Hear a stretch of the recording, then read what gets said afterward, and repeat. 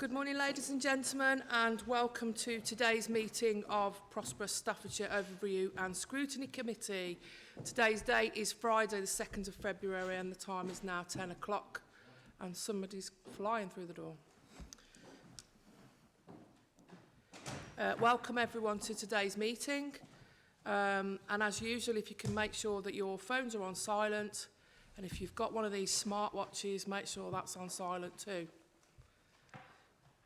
We'll go straight on to the agenda. Item 1 is apologies. I believe we've had apologies from Reverend Metcalf. No one else? David, do we know how Bernard is? No, not today, sorry. Okay, so he may turn up then? Okay. Might be walking, but it takes him a bit longer than usual. Okay, that's fine. I just thought you might know where he is. Item 2 is declarations of interest. Do members have any to declare now? And if so, do so? No? When we go through the agenda, you feel that you need to declare, make sure that you indicate clearly. Item 3 is the minutes of the meeting held on the 11th of January 2024. Are we all in agreement that those were a true record of events? I think David wants to get out of here quickly today. Are you moving those, David? I have to. Can we have a seconder for those minutes? Thank you, Philip.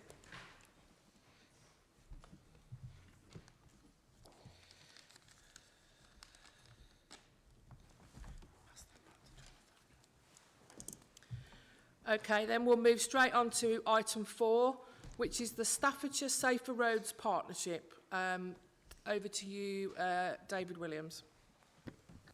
Thank you, Chairman, and good morning, everybody. The Staffordshire Safer Roads Partnership was set up in 2001 with the aim of bringing partner organisations together and reduce road casualties in Staffordshire and in Stoke-on-Trent.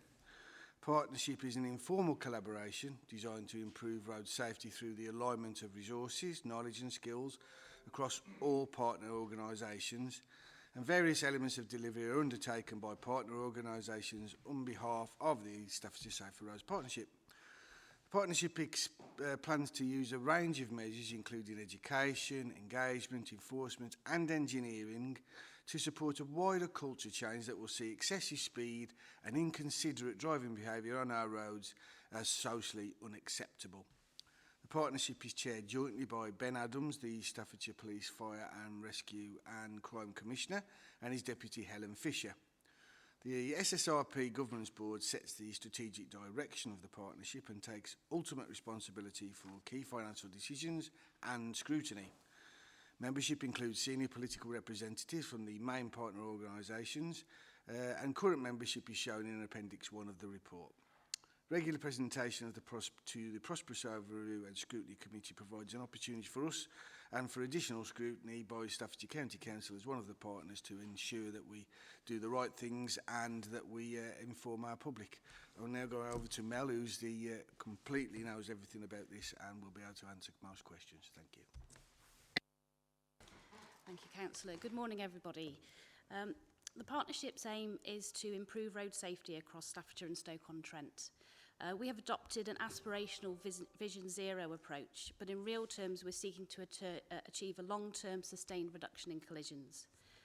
The chart at paragraph 19 of the report shows a significant decline in police-recorded injury collisions in recent years. Whilst this is good news, we are aware of some changes that may have affected recording and timeliness of collision data. Currently, complete collision data is only available up to the end of 2021. These issues are currently being addressed by Staffordshire Police and we hope to have further data available soon. Appendix 2 provides a summary of fatal and serious injury collisions from 2021.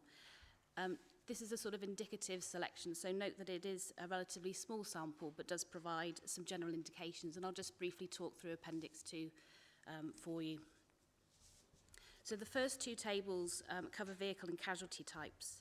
So whilst the largest representation relates to motor vehicles, the high number of two-wheeled motor vehicles, in other words motorcyclists and pedal cyclists, as a proportion of the relatively low number of them on the road is of concern and highlights their vulnerability, and we have quite a bit of targeted work undertaken in that area.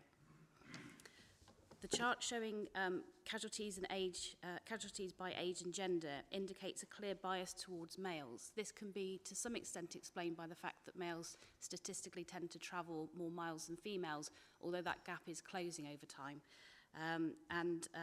But still, still remains that there is potentially a higher risk for males versus females for being involved in a KSI. The highest number of casualties by age are in the 10 to 19, 20 to 29 and 30 to 39 age ranges, and this supports the focus that we put on road safety education for children and young people. And the last aspect included are the top contributory factors recorded against these collisions. Contributory factors are not absolute, but provide a guide based on the attending police officer's opinion. The top two most common are related to inattention, either not looking properly or not judging another vehicle's path or speed correctly. We're looking at how communication activity can be used to remind people of their responsibilities as a driver. Other key factors shown in the table include exceeding the speed limit and drink driving, which are unfortunately still quite significant factors. Deep dive analysis of collision data is regularly undertaken by the partnership to provide information to support the development of new and existing initiatives. Some areas are well established, such as motorcyclists and young drivers. There are other areas that are currently under development, such as mature road users. So I'll take you through some of the key initiatives that the partnership is involved in the delivery of. The partnership took on the funding of road safety education in schools in 2018.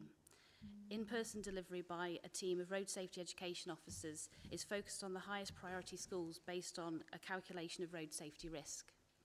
During the 2022-23 academic year, over 24,000 pupils received direct road safety input from the team across Staffordshire and Stoke-on-Trent. Community Speedwatch continues to be very popular with our communities, and we currently have around 80 groups with a total of over 400 active volunteers. A working group has been considering how we can better support our volunteer groups on the roadside and how back office process improvements can enable further growth. Communications and media activity has been an increased focus of the partnership in recent years. The Staffordshire Commissioner's Office has recently agreed to provide resource as a commission service on behalf of the partnership to promote road safety campaigns and activity. As part of this, we'll also be looking at refreshing our website. We've recently completed the first phase of upgrades to some of our older fixed camera sites to utilise newer digital technology. This included 20 cameras across 4 sites in Staffordshire and Stoke-on-Trent. The sites were selected based on collision reduction performance and recent collision history. There are plans for a further phase of upgrades later this year and also to consider newer sites as well. Our camera van fleet is also undergoing some improvements currently. We've replaced 2 of the camera vans with much newer updated vehicles, and a further 2 replacement camera vans are going to be operational soon. We're also upgrading the camera equipment utilised inside the camera vans, which will bring operational benefits. For many of those detected speeding or committing other traffic offences, referrals are made to the National Driving Offender Retraining Scheme courses, such as the Speed Awareness course. These courses are delivered in Staffordshire by the County Council on behalf of the partnership and Staffordshire Police. These courses have been shown to be more effective in improving driving behaviour than a fine and driving licence points. A recent audit by the national body responsible for the courses found Staffordshire's provision to be overwhelmingly of a high standard. Also of note are plans for an additional course to be implemented locally soon, which is aimed at motorcycling offenders. And finally, a new initiative, which hopefully many of you will be aware of, Neighbourhood Speed Check, was launched last year to provide fast-tracked access for local members to have speeding concerns assessed. So far, over 60 locations have been reviewed, with 9 meeting criteria for new or extended mobile enforcement coverage. Moving on to finance, partners do not contribute financially to the partnership, although they do deliver some services themselves. Funding comes from driving offender educational course referrals and the delivery of externally funded projects on behalf of National Highways and Network Rail. A cost recovery approach is used, with any surplus being used to support additional road safety related activity. Reserves of 1.8 million were held at the end of the last financial year and are being used to fund the digital camera upgrades and the improvements in mobile camera resources. In summary, the partnership would not exist without the ongoing commitment and support from our partners. In particular, their role in delivering road safety activity is key to us achieving our aims to improve road safety, and we're grateful to Staffordshire County Council for the part they play in this. Thank you. Thanks, Mel, for all that information. Speakers, Charlotte. Thank you, Chair. I see that with casualties, the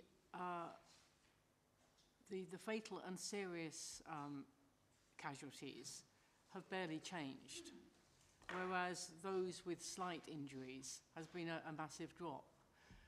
Why is the serious and fatal casualties so stable? I mean, why have they not reduced at the same level as the slight injuries? That's the first question.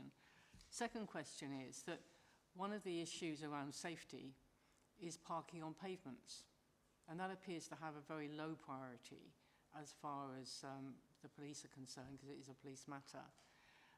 What it means is that people with buggies have to go into the road. People who are visually impaired find again they have to go into the road. Maybe if they've got a guide dog, that's probably what the guide dog would choose to do. And therefore it is a safety issue, and I just wondered what was happening. Obviously in some areas parking on pavements is being banned and is being given a much higher priority, but it is a real problem. I appreciate that in terrace streets that there is little parking available, but particularly when you have narrow pavements, it is actually creating a real hazard. And thirdly, the question I'd like to ask is about my frustration when you have clearly something which is dangerous. I'll give you an example. Outside Woodcroft School in Leek and Morebridge, a number of commercial vehicles park on the brow of the hill, perfectly legally. There are no yellow lines there yet.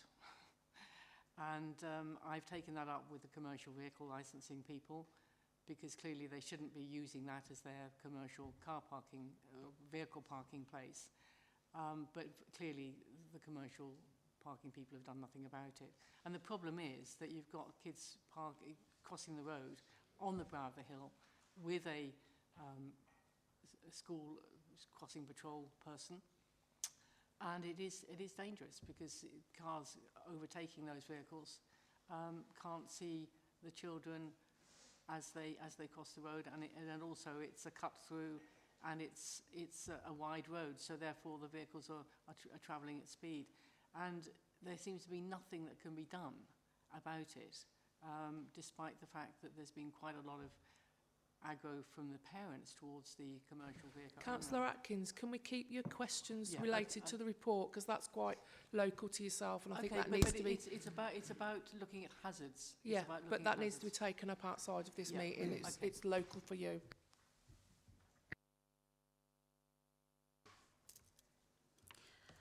Thank you for those questions. So the first question in relation to the difference in change between KSIs and slight casualties. We don't fully understand that change currently. We're working with partners at Staffordshire Police. As mentioned in the report, there have been some changes to recording processes and practices, and we think that some of that might have a part to play. We also had 2020 was a very different year for us with COVID lockdowns, and that very much changed the pattern of road use, and we think the pattern of collisions in 2021 was also affected.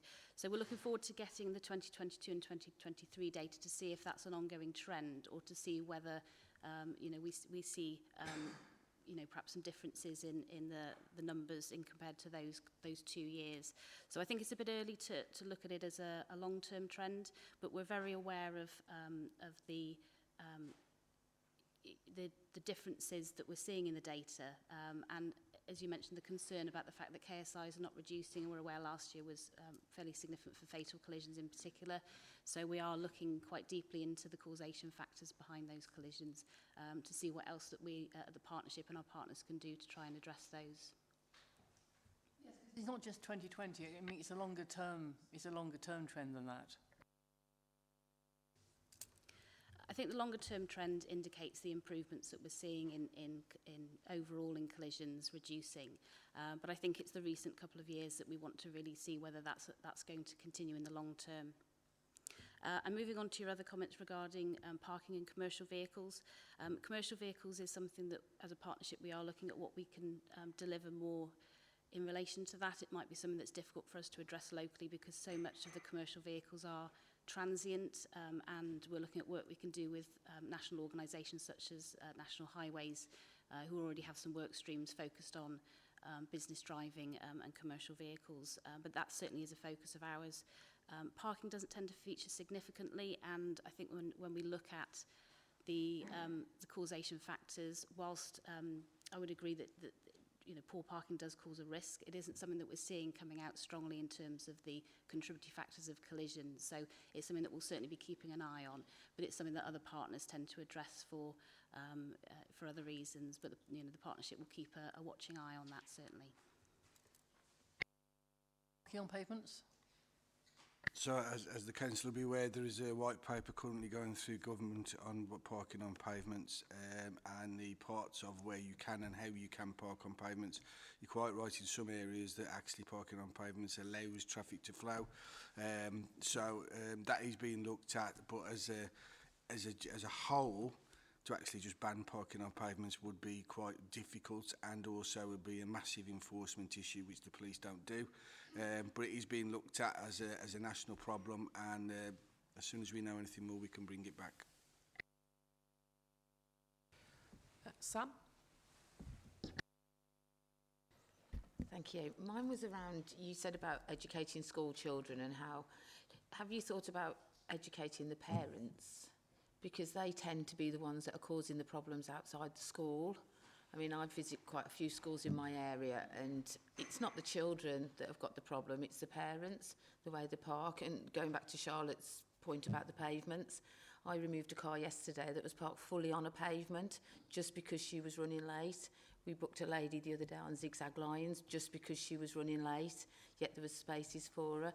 So it's good that we educate the children, but I feel we need to educate the parents, because that's where the problem is. Because the minute their child gets knocked down, it'll be our faults. And then secondly, your speed cameras, I've had 2 removed recently on one road. How do you go about replacing those roads? Those speed cameras. Sorry.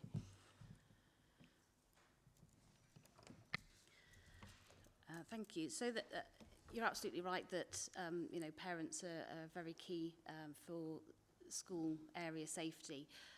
What we do try to achieve through some of the education we do in schools is that there is that influence that children can have on their parents, the sort of backseat driving sort of comments. So we do hope that some of that information does filter through from children to their parents. When it comes to parking and road use outside schools, where that's an issue, our team can support with resources that can be used within the school, and also information that can be passed to parents. And I know that Staffordshire Police do some work at schools, and they've provided some of the parking buddies that can be put out to try and deter parents from parking in inappropriate locations. So there is some work going on around trying to encourage safe and responsible road use by parents. But there is probably a limit to the impact that we can have through the partnership. But certainly, where schools are willing to come on board with us, we can support some education work there. And then regarding the removal of cameras, which location? Is it?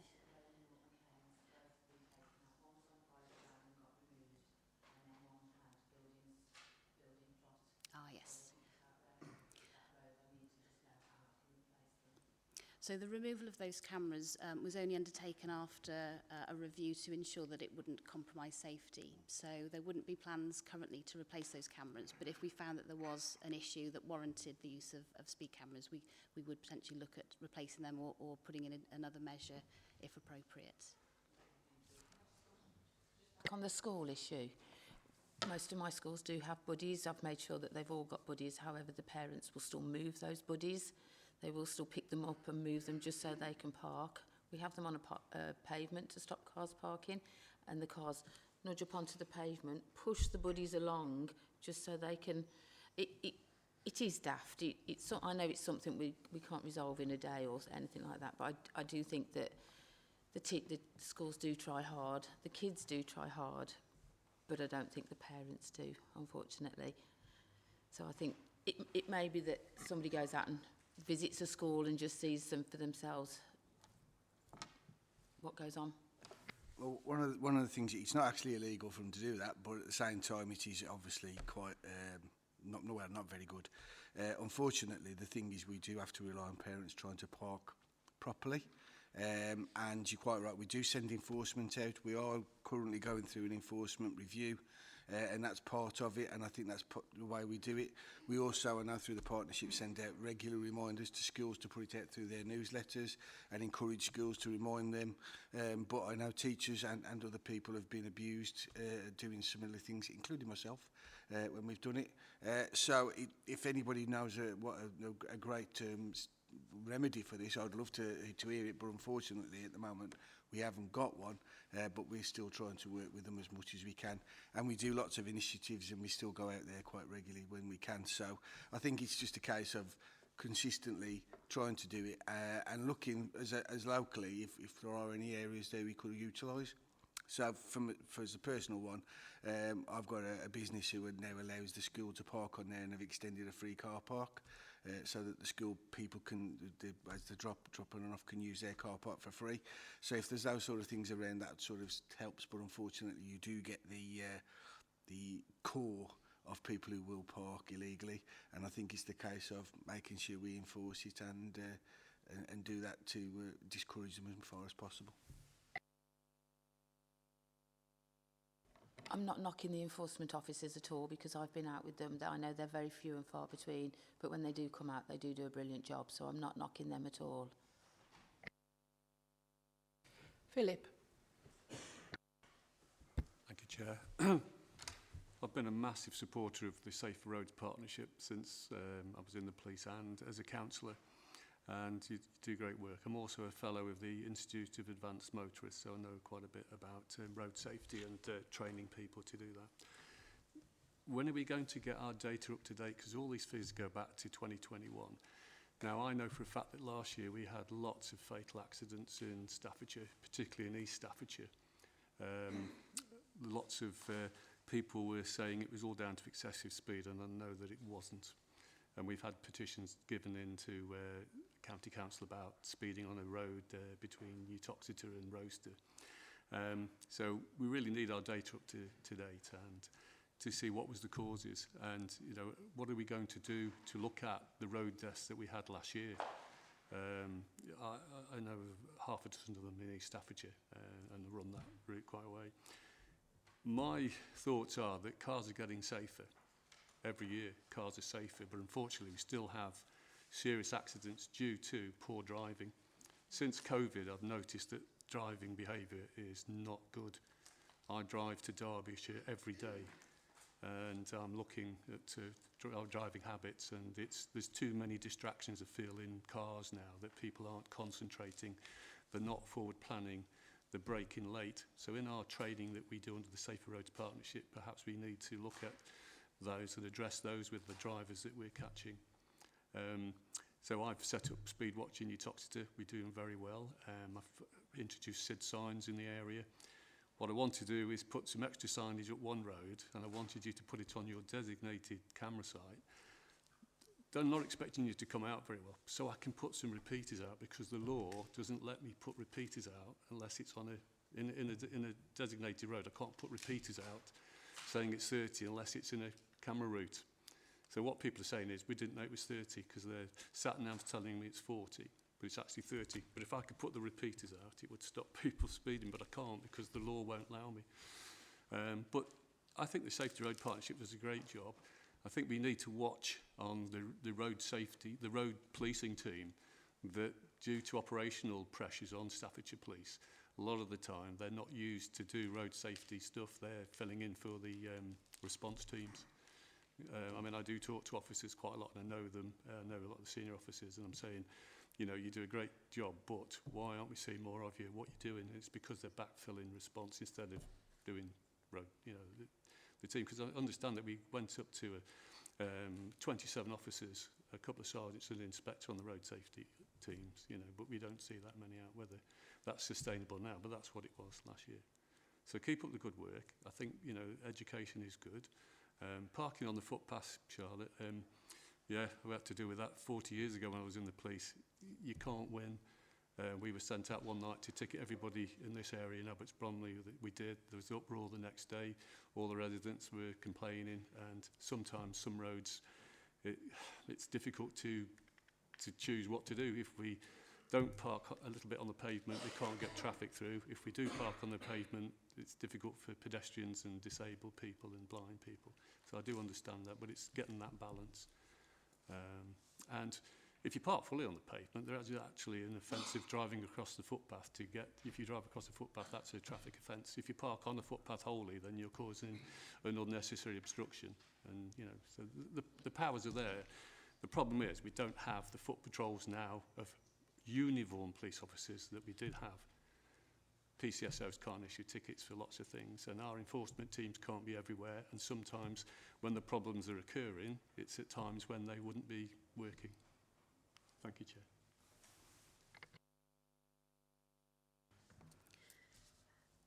Thank you. So we're really hoping that the collision data will become available more quickly very soon. We know that colleagues at Staffordshire Police are working very hard to resolve the issue. We're supporting them through the partnership and through partners as much as we can. We don't have a specific date for that. They are aware of how important this data is for all of us, so we're hoping that that will be resolved soon. Regarding your comment around the technology, I think that we are moving with the times. We are considering the new risks that are coming up, as you mentioned, with the change of vehicle technology and also vehicle use, things like micromobility that are proving challenging in some ways. And nationally, there's been some changes through the Department for Transport for how collision data gets recorded to make sure that we're capturing some of this new technology that's coming through, so that we can start seeing how it's impacting on safety. So I agree, things are changing, things are always changing or continue to, and we're sort of trying to keep on top of that as much as we can. Regarding the signage, so it is correct that 30-mile-an-hour repeaters can't go up where there's a system of street lighting in place in a 30. The combined camera and 30-mile-an-hour repeater signs can go up in those locations if it's an enforcement route. So if you want to have any conversation separately about the specific locations and whether there's any assessments that we can undertake or if they've already been considered, then I'd be happy to sort of take that offline. Yeah, I have several times, and it's like banging my head against a brick wall. If it's so, we do a speed watch. We do speed watch in that location. We can give you data. The data you're telling me that refers to that road is incorrect. The data I can give you from my SID signs and from the data that we collect from actually doing speed watch gives a different picture. So I have been trying, and I just get nowhere. I tried again a couple of months ago. I know it's should be out of the meeting, Chair, but I have tried. Chair, just on that one, if members have an issue with an area just like that, and as Mel says, the rules are quite stringent about what we can and can't do, there is a potential for you to work with your community highways teams to get a temporary trial. We are allowed to put up signs that are temporarily based for several months and to see if that makes the difference. So that's something that you could work with your community highways teams and maybe fund through your DHPs. But they are different types of signs, and they are temporary in nature and must be removed afterwards. I agree as well with what you said about the fact that vehicles are becoming safer. They're also becoming a lot quicker. And with driving styles and so forth, I think there's a lot more of a blasé attitude because of the safety within the vehicle, so that doesn't help. And again, when it comes to driving styles and driving competencies, very different test to what we took. And obviously coming from an emergency services background as yourself, going through all the advanced stuff, it's very different. I'd encourage that, and I have to say as well that when we do the speed awareness course, I've got to be honest, I have noticed at least 95% of every single person who comes out of there drives very differently because of the way that course is run. It's an exceptional course. It really does work in Staffordshire, and I think that's borne out by those people do not get reoffending very often. So I think that we are putting things there, but there are small trials that you might want to look at doing as a local basis. Graham. Thank you, Chair. Two questions. The first one, in a recent report in the media, they were saying that younger people are not taking out insurance because they can't afford it. And I'm aware from police contacts that possibly 1 in 10 drivers in Staffordshire are driving illegally, either no MOT, no licence, no insurance, or in fact all three. So what can the Safer Road... personally, I think those drivers should be stopped and their cars crushed. And that car, because Merseyside did this, Merseyside Police, and it worked very well. So what can we do against illegal drivers? And the second one is we've got the A500 that runs between my constituency and the city of Stoke. And it's got average speed cameras on it. And if you drive up in Scotland, you'll see an awful lot of the A roads have got average speed cameras. And the data that comes back, certainly from Scotland, are where they've got average speed cameras, there are less accidents. So perhaps we've got some major routes running through Staffordshire, not just the M6. We've got lots of routes that we could perhaps have average speed cameras on, which hopefully would reduce accidents.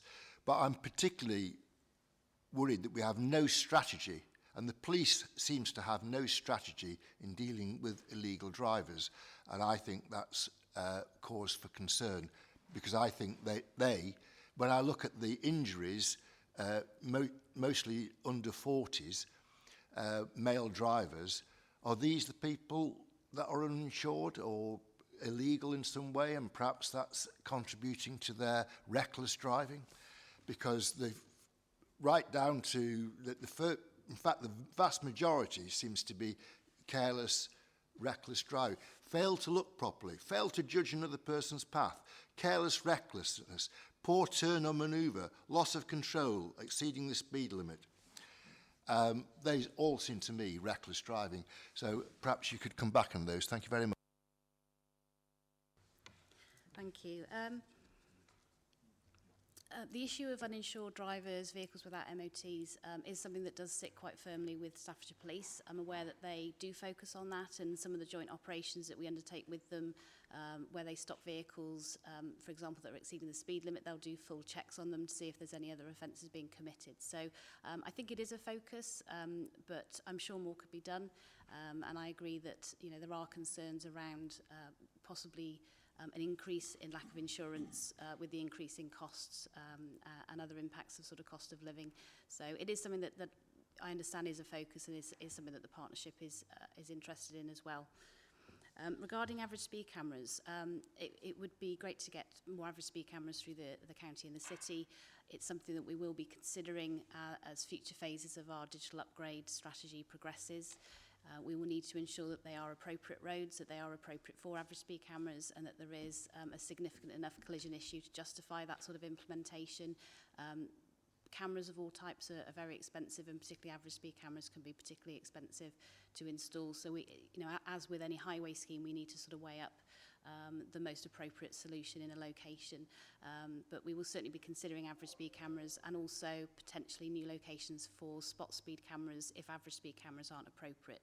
For example, locations where there's lots of side roads where you're not going to have that sort of A to B journey that you can monitor, where average speed cameras really sort of come into their own. So I would say, yeah, we're certainly going to be looking at that and considering where they can be used beneficially. Just to add to that, obviously average speed cameras are a hell of a lot more expensive than normal cameras due to the monitoring, the maintenance, and the point of the partnership was never ever to just penalise drivers and constantly do a big brother, so that you do it. We have always in this country been able to ensure that people are supposed to drive to the speed limits that we set, and if they don't do that, then they are at risk of damaging, injuring and getting prosecuted. So I think there's a good balance there, that we don't want it as a blanket for everywhere, because what we are also wanting is people to drive sensibly themselves. Philippa. Thank you. My question's with regards to the neighbourhood speed checks. I know it was launched in October and you've done 35 roads, was it in November? I wondered how many members actually participated in nominating roads forward for that assessment, and where that information gets fed back from. So after that 35 roads that were done initially, where's that information gone back? Has it gone back specifically just to the highways team, or would it come back to our committee to show what's actually occurred on that road for us to see how it works and what we can do off the back of it?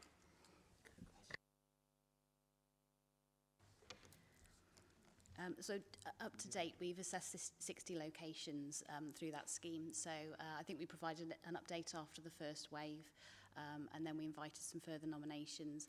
I don't have the numbers to hand in terms of how many individual members, and it was the county and the city that were involved. I don't have the individual members that were that did put forward locations. I can provide that information if that would be of interest. The outcome of the assessment was fed back specifically to that local member that raised the issue, so that they could deal with that information and feed that back to their communities who would have raised the issue initially. So we haven't looked at any sort of broader updates of those locations. If it's somewhere that we've progressed, we do let wider teams know if we're going to be setting up enforcement sites or undertaking other activity. But if it's a location that hasn't met criteria, that feedback has just gone back to hopefully reassure the community. And just again, if local members have concerns over certain roads in their wards, then they can always utilise their DHP with the community teams and get a traffic assessment done anyway, which is just a can. Now the cans are different, they're not always the two pieces of wire that go across. They can be put onto street furniture as well, and they are actually able to tell what type and how fast. And so if you want that, it's not a very expensive job to do within your area, and you're quite welcome to look at that through your community highways teams. Thank you. David? Thank you, Chairman. Can I first say, we've had some experience in my division of the Safer Roads Partnership, and I would like to say thanks very much because it's worked very well indeed. There's 3 points that I would like to make really. One is about the upgrading of speed cameras that we've got, and I wonder what sort of long-term effect that's going to have, because a lot more people are going to get caught in speed cameras. Although, to be absolutely honest, I drove up this morning using the motorway, and I suppose I came up at just under 70 miles an hour, and there were very, very few cars that passed me in the outside lane. And so it seems to me that people are conforming to speed restrictions much more than they perhaps did a few years ago. Yesterday I drove up the A38 where there's some average speed cameras in place, a 40-mile-an-hour limit in a section, and everybody kept to the 40-mile-an-hour limit. It wasn't really some idiot screaming through and ignoring it totally. But particularly what I wanted to mention, we're talking to the police at the moment about recording accidents. The system that we have, and because of our cross-border issues, the speeds which are used to identify accidents and various things by Walsall is actually different to the conditions which we apply, which makes great difficulty because we're having major issues on the Chester Road, and we're now getting the cooperation of Walsall following the intervention of their leader and a petition that I presented to full council. So we are making some progress. What I hadn't realised, and I don't know whether other members feel the same, but where you've got a cross-border issue and you have a junction leading on to the road which is managed by another authority, the junction is the responsibility of the other authority, although it actually comes within Staffordshire. I never realised that. What I'm concerned about, particularly when you look at recording accidents, because cars are so much safer these days, what might have been a fatal accident now is just the front of the car's got knocked off. And we're pressing the police to do something about a better recording of accidents, not just accidents where there has been blood injuries of some sort. So hopefully, we're making progress, but I have to say, it would be super if it was much faster than we're getting at the moment, but thank you for your help. Thank you, David. Just a couple of points from myself. Obviously, we mentioned at the start, Mel, that the younger generation are like 18 to 39 is where the accidents happen, predominantly males. And Sam's point about educating children and educating parents, but what do we actually do to educate new drivers? You've just passed your test, you've got your car, you go out in a blaze of glory and whatever, young drivers. And I can use an example from this morning. I was at a set of traffic lights. I've got an electric vehicle, so I've got instant power. I have no gears to change, it just goes. And there was a young lad in his revved up little Corsa, and he kept looking over thinking, I'm going to take her at these lights. Unfortunately, he stalled it, and that didn't happen. So by stalling his vehicle, by revving it too much, he could have caused an accident behind him, because the person behind him could have gone into the back of him. And I see it quite a lot where we've got these, and I don't want to berate young drivers, but I do think once you've passed your test, my dad said, you learn to drive once you've passed your test. And I think everyone in this room's a driver. How lazy are we after, I've been driving 25 years, David's probably been driving double that. You know, how lazy do we get? Not you, David, this David over here. How lazy do we get when we're driving along? You know, you've only got one hand on the wheel. You might only have two fingers on the steering wheel. You know, as you get older and you drive more and you do more miles, you tend to forget what your driving instructor taught you. And like everybody said, vehicles are much safer these days. My car will stop if I get too close to the car in front. I'm a good driver, so that never happens. So that's just one point. What are we doing to educate that young 17 just drivers, just passed my test, and they want to go out and drive the vehicle? So that's the first thing. And I think that's something we can do quite easily. Community Speed Watch. I'm a member of Community Speed Watch. We've got 3 locations in my ward, but I find that there's very little support. We let the police know when we're going out, but we never get any police support while we're there. So you get all the two-finger gestation and everything else. And I think there needs to be more support for members that are doing Speed Watch, and that's got to come from the police. The lockdown figures, and obviously we've only got data until 2021. I think we need some real pressure, and I'm going to suggest as another recommendation that we really pressure Staffordshire Police to get that data, because we're now in 2024, into the second month already, and our data is nearly 3 years out of date.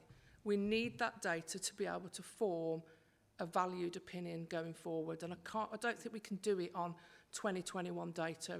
That's absolutely ridiculous.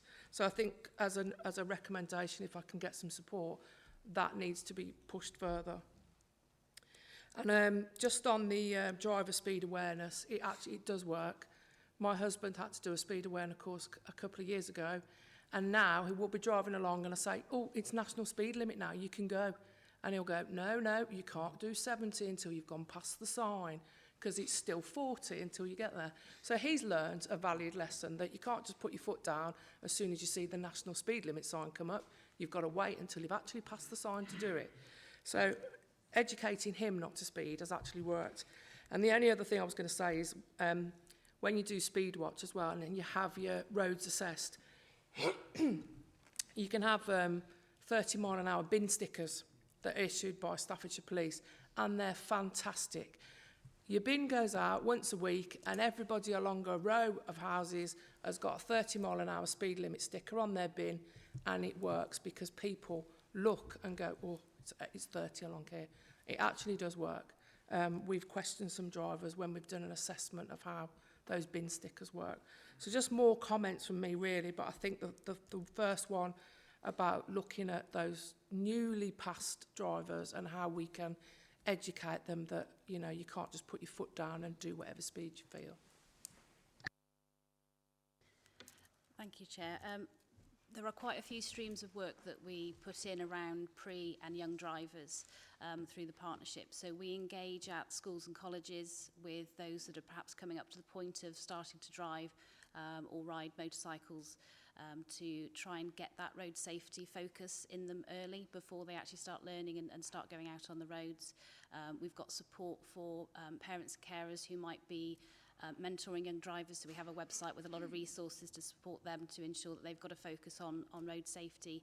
And we've been trialling some work with the Honest Truth, which is a national initiative, which is where driving instructors can sign up to the Honest Truth, so that as well as teaching the young people to drive, they're also bringing road safety more into those lessons than they would if they were just a normal driving instructor. So we're having a look at how that can potentially impact on new driver safety as well.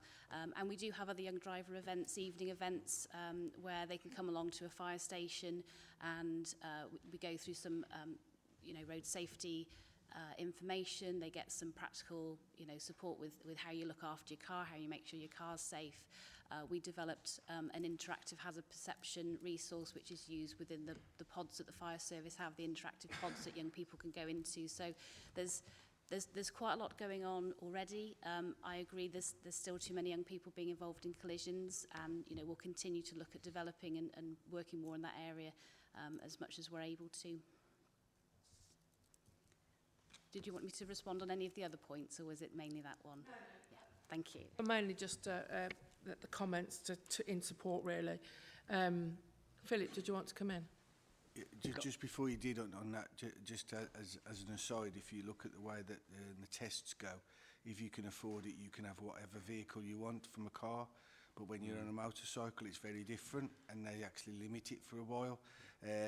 Something that people might want to lobby MPs on at looking at, because if you were talking about having smaller, more restrictive vehicles, but I know obviously the insurance and that does cause obvious issues for a lot of them, but it is something that they've done for motorcycles, but they don't seem to have done at all for cars. Yeah, I just wanted to give a bit more information, basically about motorcyclists, because that's more what I'm interested in. So Staffordshire Police run a bike safe course that you can go on. You can either have a one-to-one or you can have two riders. So they'll take you out after you've passed your test, do an assess ride with you, and then give you some feedback on how you can improve your riding. Prosperous and the IAM will take people on as soon as they pass the test, and will train them up to advanced level. So that's very good. We have bikers breakfasts in Staffordshire. There's about 4 a year where motorcyclists of all ages and that can go. And there's a lot of the training people now do burger nights in the week. So there's a lot out there for young motorcyclists and older motorcyclists, because we find that a lot of people who come back to riding motorcycles in their 50s and 60s who haven't ridden for a bit, and they're just as vulnerable as the youngsters. So there is a lot going on. Perhaps there could be a bit more for car drivers, but I know certainly there's a lot for bikers. Thank you.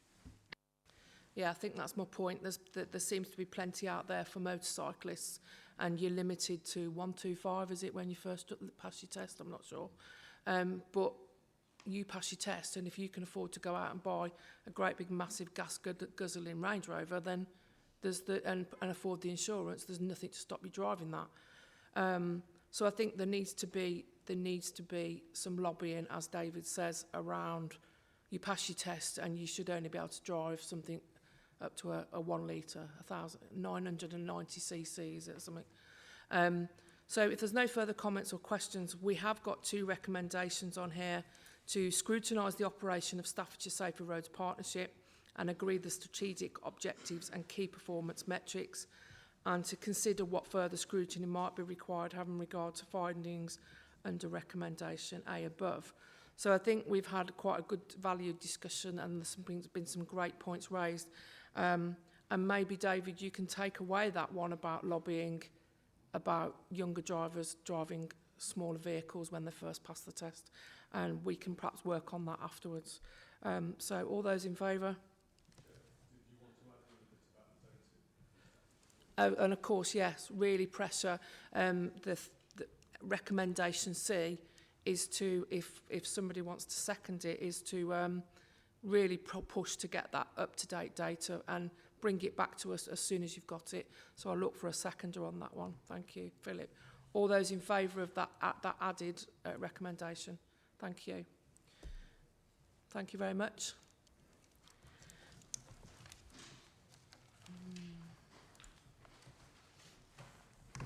And we'll move swiftly on to item 5, which is the Highways Transformation Progress and Performance Quarterly Update. David, James and David. Thank you, Chair. This is the 10th update to the Select Committee on the Highways Transformation Programme. Since October, we have been continuing to make progress on the delivery of our extra investment in road maintenance, the development of the new contract functional specifications using the template that this committee provided with useful feedback on back in July. Moving forward, we are with the customer journey and members offer improvements, as well as lots of other behind-the-scenes transformation activity to support the new ways of working. The winter months have always been challenging, and this winter it's particularly true, especially with the amount of water that we've had and the 10 named storms that we've already had land on us. And I'm very grateful both to the frontline operational teams who have responded brilliantly for every challenge, and not least the storm and snow events over the Christmas period, but to all the staff who work alongside them in these daily challenges, continues to push on with our ambitions for transformation. I'm going to hand over to James and David in a second, who are going to present the key highlights of the progress that's been made over the last 3 months. But as always, I'll be most grateful for your feedback on the overall programme, particularly any first-hand experiences that you may have had, which we can use to help further shape and inform the ongoing transformation programmes, both positive and negative. Thank you.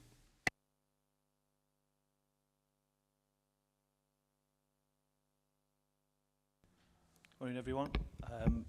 Yeah, the slides worked, so that's the first start. It's always the big risk when pressing that button. As Councillor Williams has said, excuse me, this is the 10th verbal quarterly update to Select Committee on the Highways Transformation Programme. Amongst other things, previous updates have covered the scope and the governance arrangements for the programme, the key priorities and enablers of the programme, design of the future delivery model that we're in the process of transitioning to, and which becomes fully operational from October of this year, and of course the case for the extra investment strategy. With all of that context in mind, today's update reports on the progress of the key 3 priorities of the programme, which we're focused on now, which is that operational delivery and the investment in fixing more roads, improving the customer journey and improving the support made available to local members. So I will hand over to David Walters, who will start us off on that update. Thank you. Thank you, James. Chair and Councillor Williams. Yes, so my first element is operational delivery, which is mainly focused around the extra investment, but also I think quite useful to just reflect on not just the additional investment, but a lot of the work that we do day to day. There is a significant amount of work going on the network, whether it is structural maintenance, preventative maintenance, cycling, walking, and developer-led activity. Structural maintenance-wise, members will recall at the last transformation report in September, the update then was that we had completed 9 resurfacing or reconstruction schemes. There were a further 4 nearing completion, and there were 12 at that time undergoing design and investigation. So by the end of the 2023 calendar year, we'd completed 18 sites. We paused over Christmas, over December, to make sure we could keep the network clear during that key trading period and avoid having temporary traffic management in place over Christmas with no obvious works taking place, which we know is a source, obviously, of frustration to our highway users. The majority of the County Council funded structural maintenance schemes were completed in 2023, with the remaining 2 scheduled for delivery in the first quarter of this calendar year, together with the balance of schemes which are funded by the Department for Transport Pothole Fund. We started 2 of those sites in January, including the A511 Horninglow Road North in Burton upon Trent, which has actually been extended as a result of the extra Network North funding that the department announced in October 2023. And we've also started the A52 Ashbank at Warrington. You might have also seen, if you've got schemes in your area coming ahead, that we've been out and about carrying out investigation works such as coring, where we take cores of the existing road construction to help with the design, and doing work to check out drainage systems and make sure that before we resurface, the drainage systems are working okay. The traditional surface-based preventative maintenance treatment programme was successfully delivered before the end of the season into September, October, and that included the extra sites that we did. I think we did around 400 sites last year. I think there's one site that we had to push back because we couldn't coordinate it with other activity. We'll pick that up this year. And the only area that we were not able to complete for preventative was some micro asphalt treatment, which the unusually wet season in autumn meant that that got delayed, and so we are looking to restart that again. As soon as the weather gets a bit warmer, we will restart that again and complete that in the early part of 2024. The last part of this slide, the repairing places pilot. So that was a pilot to look at repairing places rather than defects, so doing multiple repairs on the same street at the same time, whether that be carriageway, footway, curbing, ironwork, and secondly carrying out larger patching repairs at one visit.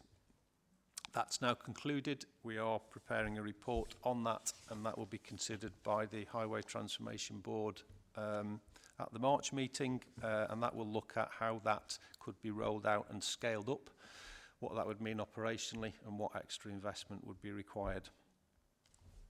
So I'd now like to take you through a selection of the schemes that we've completed since our last update.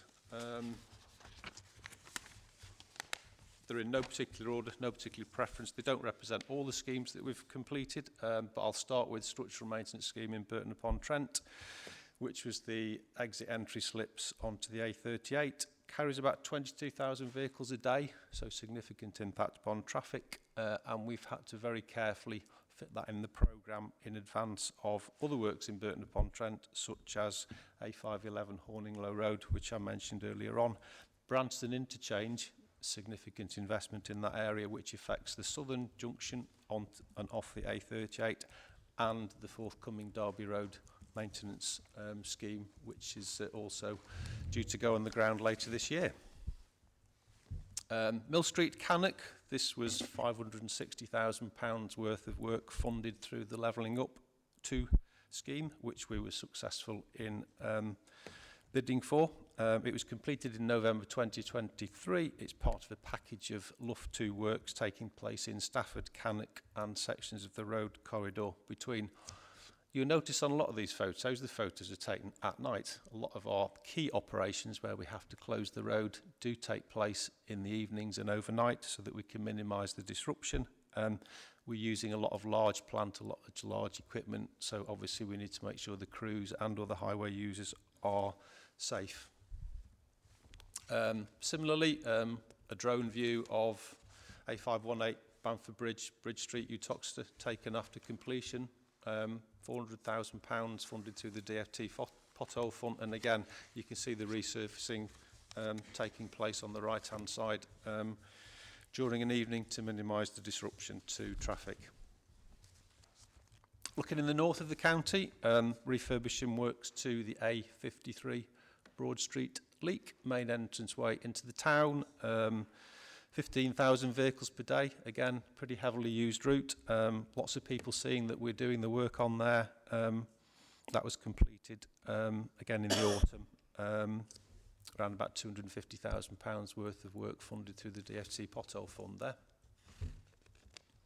As I said, as well as delivering the investment, there's a significant amount of other works that we do across the network. And I've just picked a selection of these, I think, as much as anything to emphasise the diversity of the network that we look after. So we've gone from some large structural maintenance schemes on key gateway routes into town centres and at key junctions.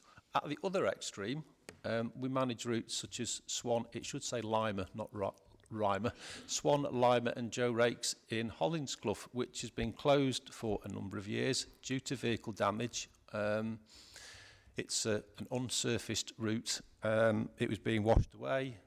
There was a risk of legal challenge over it being closed.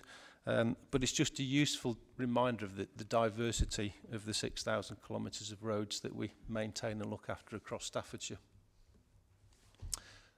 Integrated Transport Scheme, New Cycleway on Station Street, Borough Road, Burton-upon-Trent, completed September 2023. Again, funded through a combination of partners, County Council, East Staffordshire Borough Council and the cycling charity Sustrans, and that's part of a wider investment in that town on cycling and walking and active travel. Landywood Lane, Junctions, Cheslin Hay, something not quite different. One of the things that our contract with Amy allows us to do is to offer a design and build solution for highway works, which allows developers to get on the ground quicker. It gives us better assurance over the timing of the work, the quality of the work, the design of the work. It's a great offer for Staffordshire, and it also helps to support some of our wider overheads across our highway team. And that's just one example of that. We do multiple of those activities in a year. Probably links later on as well. There's some comments about value for money. That will have been, in effect, awarded to us by the developer because they recognise that we are delivering a value for money solution. They could go out to open tender on that. They've actually awarded it to us. And in many cases, we do tender for them and we win them in open competition. I-54 Plot D, no roads being built on there at the moment, but this is the earthworks to enable further development of the I-54 plot. It's an extension of the site. There was utility diversion works, large diameter drainage installation and earthworks to get the site ready for future phases.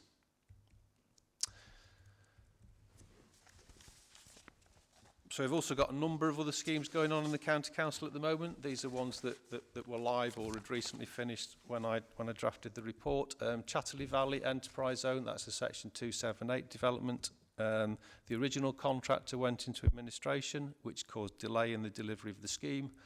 Our highway team were able to quickly step into discussions with the developer. Again, we were awarded the contract on a value for money criteria. We've got on site and continuing the works, and once fully built out, 1,700 jobs are expected to be supported once that development's completed. Right at the other kind of end of what we do, on a smaller but no less important scale, an example of one of the many smaller activities that we carried out. This is a drainage works in the village of Standon, about 4 miles to the northwest of Eccleshall. Narrow lanes and highway drainage have broken up over time. We've got flooding becoming a major issue. We laid a new 300mm pipe across the field, 50 metres in the carriageway, new gullies, new drainage system. Took about 5 weeks and we completed that in mid-November.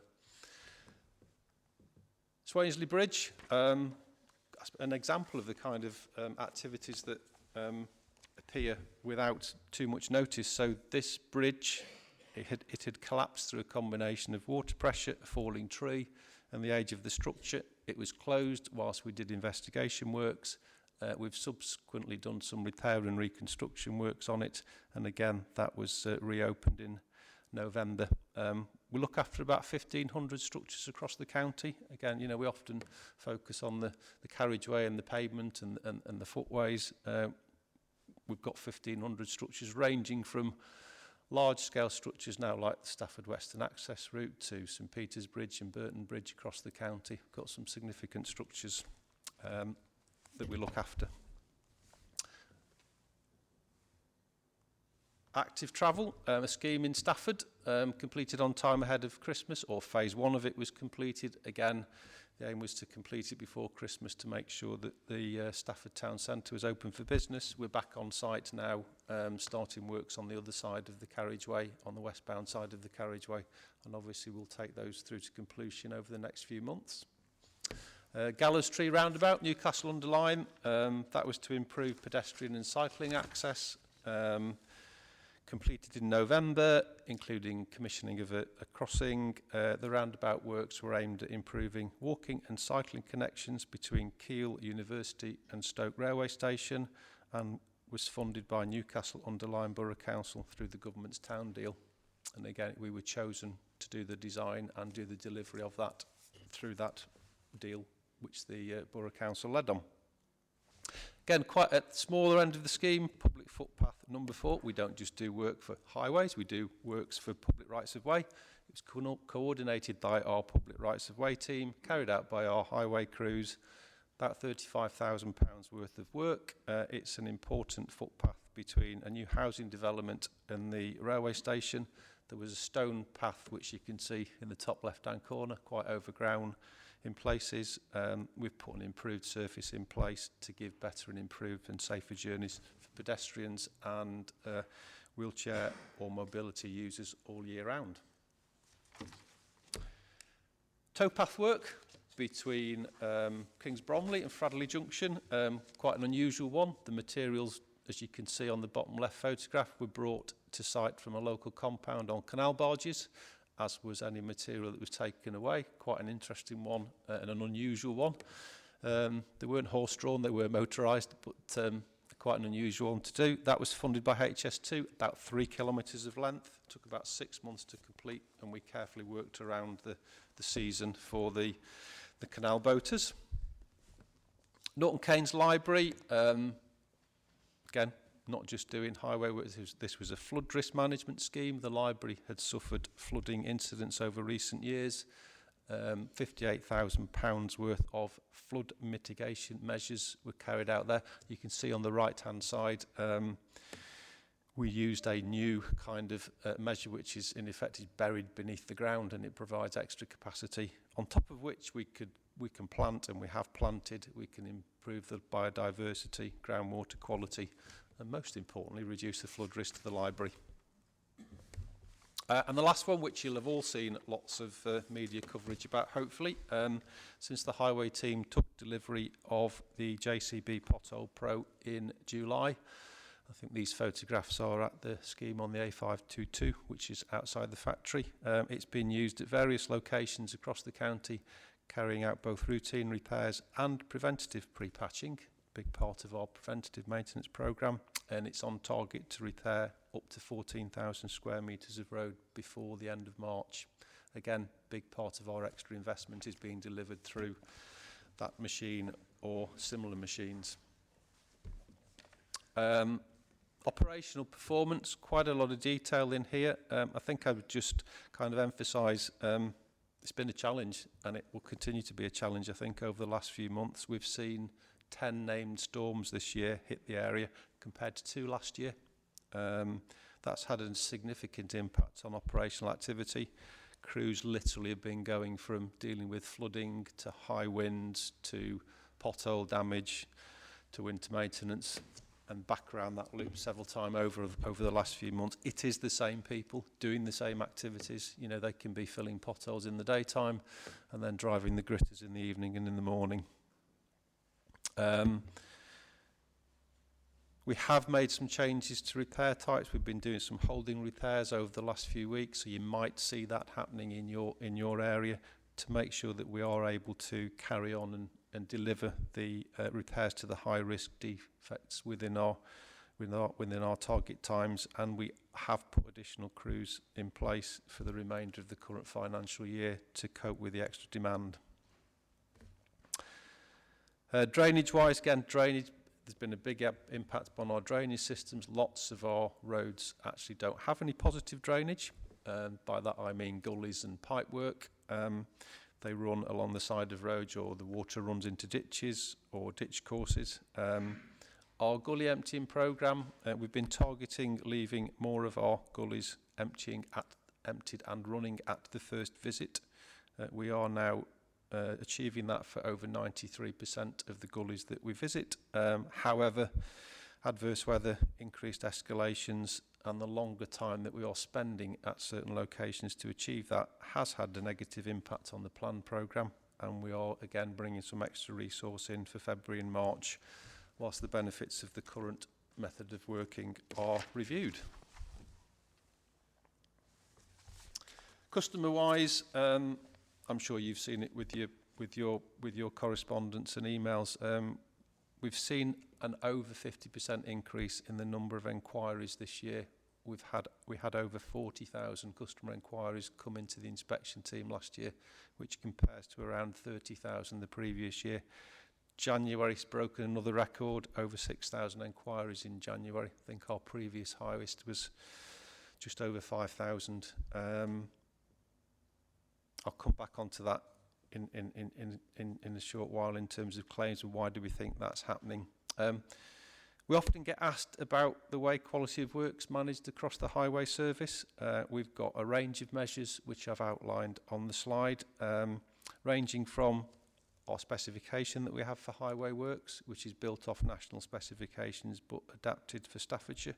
We have our highway laboratory, carry out testing of materials. We're one of the few highway authorities in the country that has a highway laboratory. The real value of the highway laboratory is the advice that they are able to give us, whether that's new materials, whether that's testing of materials. It's quite interesting sometimes sitting in when there's conversations between our laboratory and material suppliers, for example. Certainly goes way over my head, but it's a real good example of, I'm not quite sure how other highway authorities without that technical expertise are able to hold those material suppliers to account.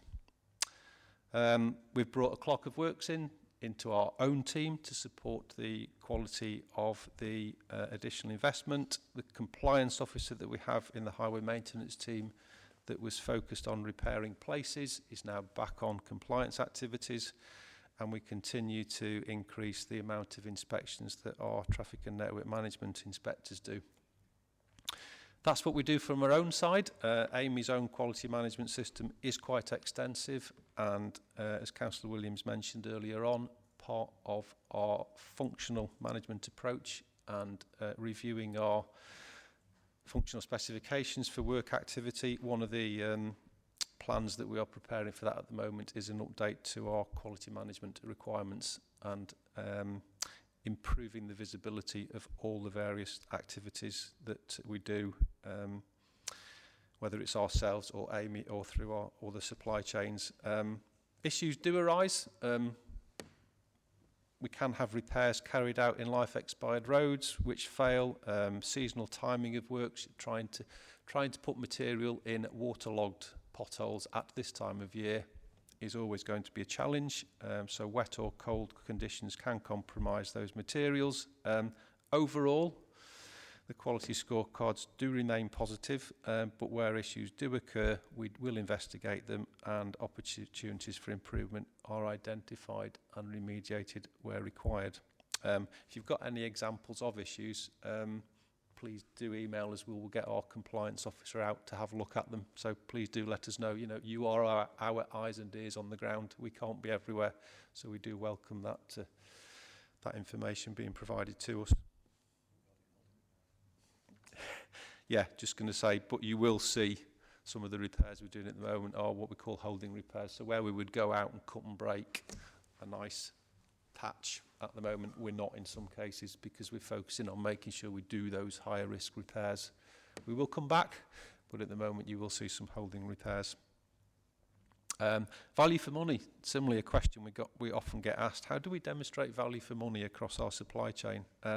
So I've given you the example, for example, earlier on where we do win as a service works competitively with developers. That is one way of making sure that we test are competitive through our own supply chain. Amy, they are a large UK-based, and I'm not sure whether they are international now or not, but they are UK-based now. They used to be part of an international group. There is competition through their supply chain.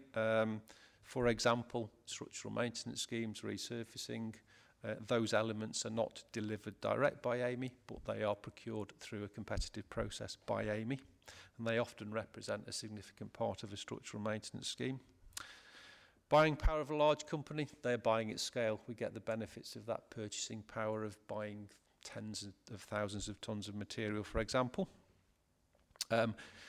We do get reduced overheads compared to the individual procurement of schemes. Certainly when I first started at Staffordshire, if we were doing a structural maintenance scheme, it would be individually tendered. There's a cost to doing that. There's a cost of staff time doing that. And the staff that we had at that time, there was a significantly greater number because we were doing individual procurement on schemes, scheme by scheme. There's time to assess that, write the tender, do the checks with the contractor, etc. All of which, by doing it through a tier 1 provider as we do, it helps to reduce our overheads. Target costs for schemes are reviewed by county council staff. We do challenge them. We do challenge those costs down. Big flexibility in our partnership is our ability to respond. We've had some significant changes over recent years in investment, including in year.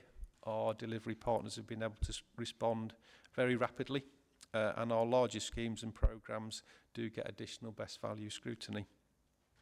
Might have touched on this before. Future Highway Research Group and Adept, they did a value for money review in 2021, which helped with our early conversations around the transformation.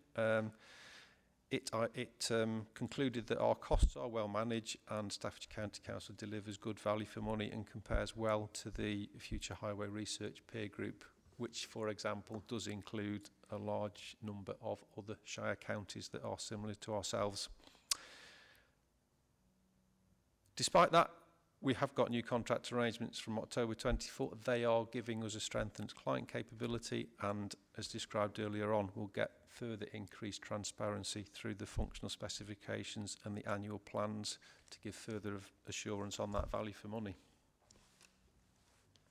Claims, definitely affected by weather. 2,900 new claims received in 2023. Compared to 1,428 in 2022. Claims have doubled, and they are rising still in January. I think we're now over at 600, just ended January, there's 600 in the system. Significant pressure on the claims and inspection teams due to that, and we're working with both our own internal risk team and our external insurance teams to try and understand the reasons and deal with that more than twice the volume. Why do we think that's happening? We've repaired more defects than ever this year. The work stack has reduced, but I think what we're seeing certainly from the smaller claims, and a lot of these are property damage, so cars that have damaged a tyre or damaged the wheel. There's lots of national and media focus at the moment about investment. There's lots of media attention, such as National Pothole Day. Staffordshire got featured very, very largely in the West Midlands news item a few weeks ago. There's pressure on cost of living. People may not have bothered in the past claiming for a £100 tyre, probably are now doing so. We have seen an increase in higher risk defects. We've seen that significant increase in named storms. It's having an impact. And we think they are all factors that are contributing to this increase. I say it's odd because actually more defects are being repaired. We've repaired more defects this year than for a number of years, and we've seen the work stack reduce because of the extra investment. We're not alone in these operational challenges. Other authorities, including neighbouring authorities, are experiencing similar. In fact, in some cases, without digging behind the figures, are probably seeing higher levels of demand in defects and claims than we are. So turning on to looking ahead to next year, the initial headline, County Council will be investing, subject to Cabinet approval and the MTFS and full council, a further £50 million in highway capital maintenance over the next 3 years. So that will be going to Cabinet on the 20th of March. That will include a mix similar to this year of capital renewal schemes focused on key gateways, key junctions, a further enhanced preventative maintenance programme. So not only will we be doing extra surface treatments, we'll obviously be doing more repairs on those roads in advance, which will deal with defects and potholes, and we will continue with extra money going into pothole repairs themselves and drainage improvements. That includes 3.188 million from the Network North funding, which is a result of the cancellation of HS2 north of Birmingham. and we are expecting a further 180 million announced over the following 9 years. Don't know the profile on that yet, but obviously as soon as we know the profile, we can start looking at what that means in terms of scheme delivery. And there's also another £5.9 million of levelling up fund structural maintenance projects on the network between Stafford and Cannock that we've yet to deliver. It's not all capital. We're making some changes as well to our day-to-day activity. We are increasing the number of urban grass cuts in highway areas from 6, which is our current base, up to 8. We'll start that with an early cut in March, subject to the weather, and then there'll be a further 7 cuts throughout the season. We're also continuing with the increase of our routine weed control treatments. They will remain at 3, which is what we've done this year, and we're looking at new environmental maintenance team resource, which will be able to focus on some of the lower risk, what we'd see as lower priority from a safety point of view, but are really, really important to customers and highway users. And that sense of place on our local network, and that really is what the grass cutting and the weeds and the environmental teams are about. Last from me, functional management approach. Again, we've referred to that earlier on. So this is part of the transformation, and it's to provide improved service information that describe the highway services that we deliver, and then where they are delivered through our supply chain, to have an improved annual delivery plan which sets out how that will be achieved during that year, with value for money wrapped into that, with customer, with improved performance management information. We're breaking it down into a number of phases. The first 2 phases are focused on the services that are delivered through the contract with Amy. That's to get us in the position that at the start of the contract extension in October 2024, we have all those documents in place and signed off. The process of governance for those is they will go through our strategic partnership operations board to start off with, which is assistant directors, heads of service, and similarly for our delivery partner Amy, and then they will be signed off by the Highway Strategic Partnership Board, which again is part of that contract governance, and Councillor Williams, Councillor DeVille, Councillor White, Councillor Pritchard, they are all part of that, along with Amy senior directors. So there's quite a lot of scrutiny and governance around that to make sure they are right, they are fit for purpose. And then once we've signed them off, they will be monitored very closely as we go through the year. As I say, the first phase covers operational activities such as grass cutting, drainage, carriageway and footway patching. The second phase covers the remaining services delivered through the contract, including, for example, design services. So if you're having works commissioned, for example, through the Divisional Highway Programme, and they at the moment are going through the design team, that's where that will be captured. And then there is a third phase, which we're just going to pause then, once we've done the second phase, and review how much detail and how much further we need to go with other highway services that we deliver. I think that's it from me. I've got to hand back to James now. That was the bulk of the presentation. There was a lot of detail in there, a lot of value, obviously, a lot of operational activity in that space. I've just got a few more slides to cover the remaining 2 items of the transformation programme. So moving on to the second key priority is the customer journey improvements, which are also progressing very, very well. So just to say on this one, we've got the customer service improvement workstream has been led by the subject matter expert, who's Emily Dorbar, who I'm sure many of you will know, who's the Council's Corporate Customer Services Manager. We've got a customer experience feedback tool that has now been operational for about 6 months, and that's capturing customer feedback specifically on highway defect reporting, on a journey of highway defect reports, which of course is the kind of main point of contact for most of the highway service. And that survey asks a series of questions at the time when the defect is first reported, and then again when the report is closed down, because hopefully the reported defect has been repaired and dealt with, or maybe it's been closed off for another reason, perhaps if there is no defect, or it's not an actionable defect, or perhaps on third-party land or another authority or so on. but either way when it's been closed down, so you get a before and after set survey. And the questions it asks are things like how easy was it to make your inquiry, were you kept informed along the way of that sort of customer journey, how satisfied are with the outcome in terms of the speed of response, possibly quality and so on. And largely as a result of the extra investment, we've seen quite a marked increase, as you can see there, or an improvement, should I say, in that satisfaction.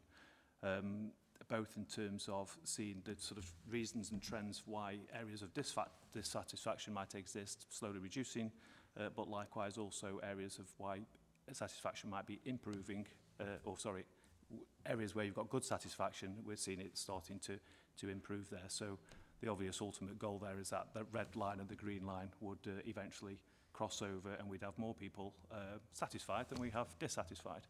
That's obviously the aim. Sort of very importantly though, I think the detail that sits behind those customer responses is providing the insight that also helps inform the changes for the future customer journey improvement programme. So for example, it'll highlight systems and procedures where we could improve things to make that customer journey better. It'll identify operational activities that may require more or possibly less investment than what we do now, so we can adjust budgets, subject of course to the usual sign-off processes and so on. And that could be, are we spending enough on potholes relative to drainage, or are we spending enough on drainage compared to tree management and that type of activity. So getting that customer insight to help understand those kind of operations and activities. And then we can monitor the progress through that, and that change of budget will then go back into the functional plans that David's just mentioned under the new contract operating model, which will then define what the new service levels are and what the new key performance indicators are required for that functional activity, and then we can monitor the progress of that service. In parallel, the customer journey working group's also exploring now other areas that we could extend this customer experience tool to expand it out to other areas of the service. As I say, at the moment it's very focused upon when someone's reported an actual operational highway defect or coming in through the kind of report it mechanism. But of course we engage with customers through loads of other means, whether that's communicating on delivery of capital schemes or carrying out consultations for local traffic management changes, that type of activity where we've got other interfaces. So we're trying to extend whether we can, or identify areas where we can extend that contact point and understand that feedback. So many of the customer service improvements will be enabled by providing access to better and more timely information. On the 10th of January, the Strategic Board overseeing and steering the Highway Transformation Programme has signed off a business case to procure a new customer relations management solution called Community Central. That's been developed by software developer Brightly, and it will basically provide a direct interface with our existing highway management system, Confirm. So it's a CRM system that links directly into our key highway information asset management systems. And the key benefits of that are both internal and external, in that it provides more information to customers directly, for example, available to forward highway investment programs, so you can see it on a map and it's very easy to see before if you're reporting a pothole, if you can see that there's planned maintenance on that road this summer, then that's quite a useful, hopefully wouldn't deter you from reporting the defect if it was a safety matter, but help inform anyway that we're aware of it and we've got plans in place and programs of activity to deal with that. But it also improves the sort of inquiry processing experience internally for colleagues, officers and members, helping to manage our workloads more efficiently and effectively as well. And work is now starting to develop to help format and prioritise the data sets that will be used to inform the development of that new CRM system, with that initial capability expected to be available in the summer through phase 1. So just in terms of those phases, I won't go into great detail. I'm sure you can read the content of the slides yourself. The phase 1 will provide a number of improvements that will have been identified and prioritised from that 6-month data of the customer experience tool that I've just referred to, also triangulated from feedback previously provided by this committee, and of course from the annual member satisfaction surveys. And it does include things like the ability to be able to report multiple defects, which I know we've discussed here many times, and being able to report defects against individually plotted assets, such as gullies and streetlights, which I remember, Chair, you specifically had a point about that some months ago. And customers will also be able to see details, as I say, I've already mentioned about the planned sort of surfacing programmes and other maintenance activities, so they'll be able to understand what's going on before they report certain defects. Phase 2, it's pretty much the continuation of the same programme, but it just starts to get into more granular detail. So reporting against a wider range of specific asset types or providing visibility on a broader range of routine operations, planned maintenance programmes and improvement projects. And again, likewise, phase 3, again, further granular detail. So if I give an example of that, at the moment, or in the first phase, if you're interested in grass cutting in a particular town or village, you can access grass cutting programmes, but it's nothing more really than just a schedule of a window of time when the grass cutting is likely in that town or village.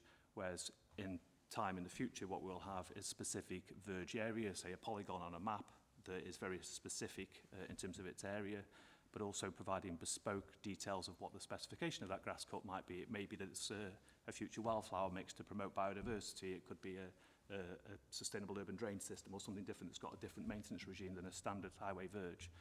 And you'd be able to see that information directly, as also together with also further information about who might be managing that verge. It may be delivered through a borough district council or a parish council to give that sort of information. So ultimately that's the goal, to get to that sort of granular level of information that's available.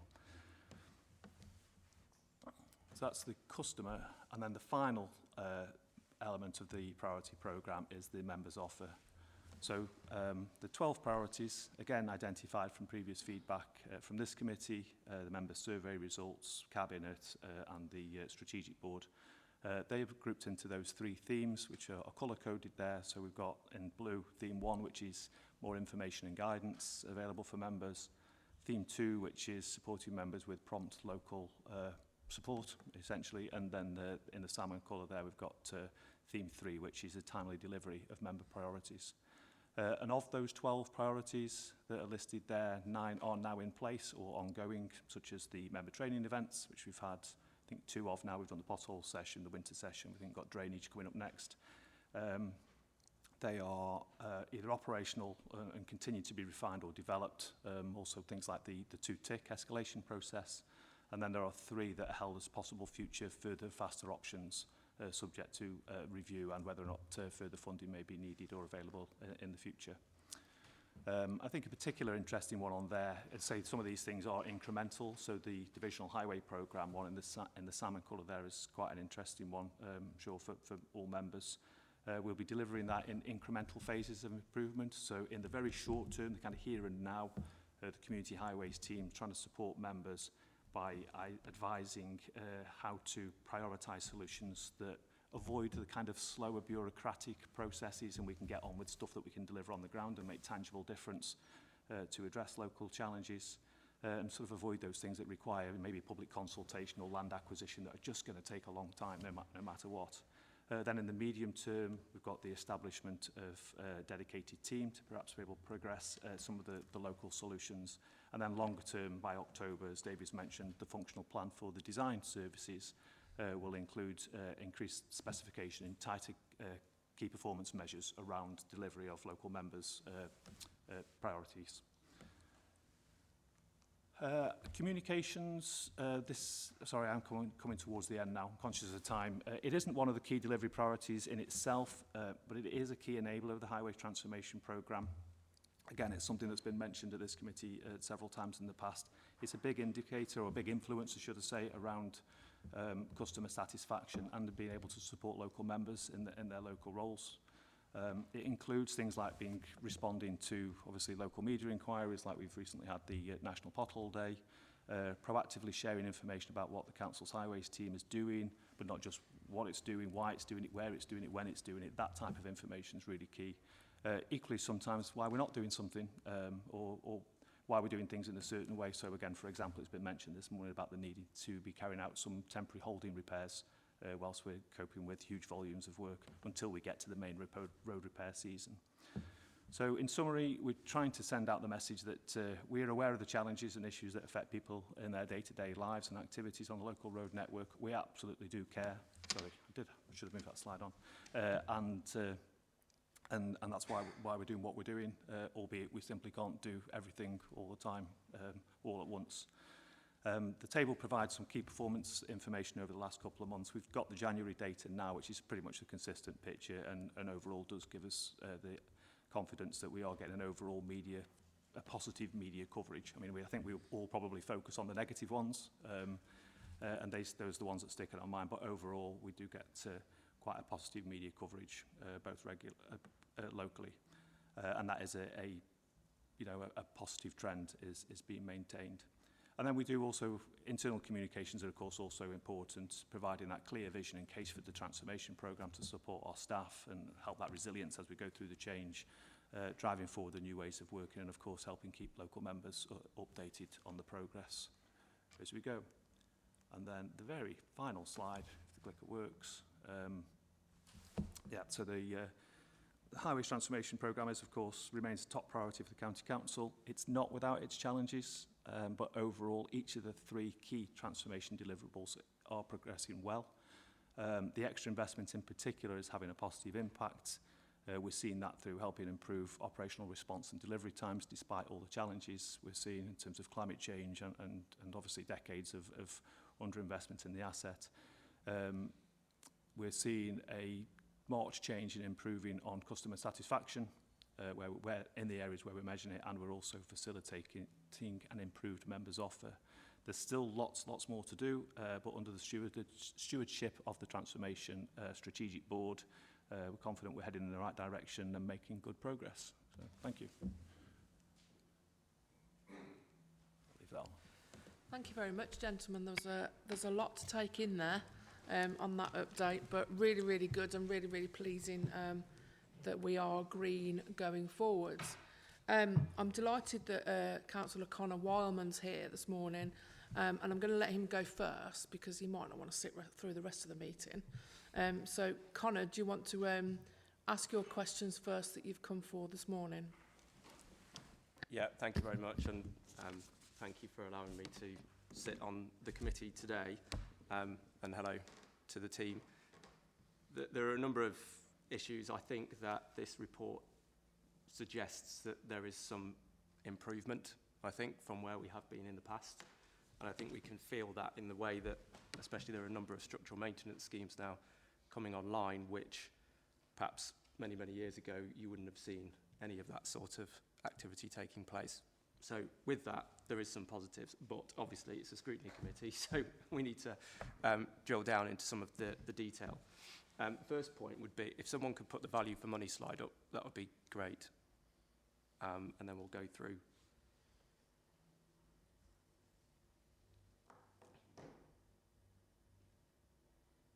Good stuff, thank you. So there are a number of things that we are doing to try and ensure value for money in relation to structural maintenance schemes. And within that, you can see that it says Stafford County Council delivers good value for money, essentially comparing well to the FHRC peer group. That presumably was data from 2021, is that correct? Yes. Yeah, okay. So between then and now, we've had a huge amount of inflation. So the potential costs of delivering structural maintenance schemes may have hugely increased since 2021. Is there any work that is going to take place within the next 6 to 12 months that looks again at the value for money of our structural maintenance schemes? Because one of the things that residents bring up with me when they see the value of these schemes that we've just put on the screen is, how the hell can it cost that much? So I'm here to ask you that question. Can we see the data from our peer groups to suggest whether we are genuinely getting value for money or not on structural maintenance schemes? So I'll ask that question first and then go through a couple more, if that's okay, too.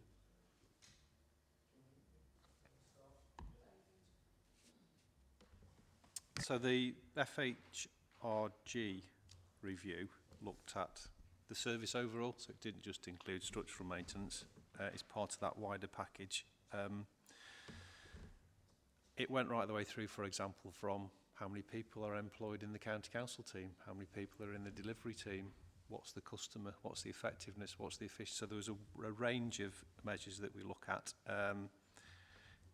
We were pretty well towards the top. I think actually they were quite surprised when we did that at how close we were to the top with how lean a team we've got.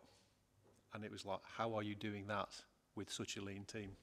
But we were up there. Now we will do that again. I think we'll probably do that again, not this year, but next year.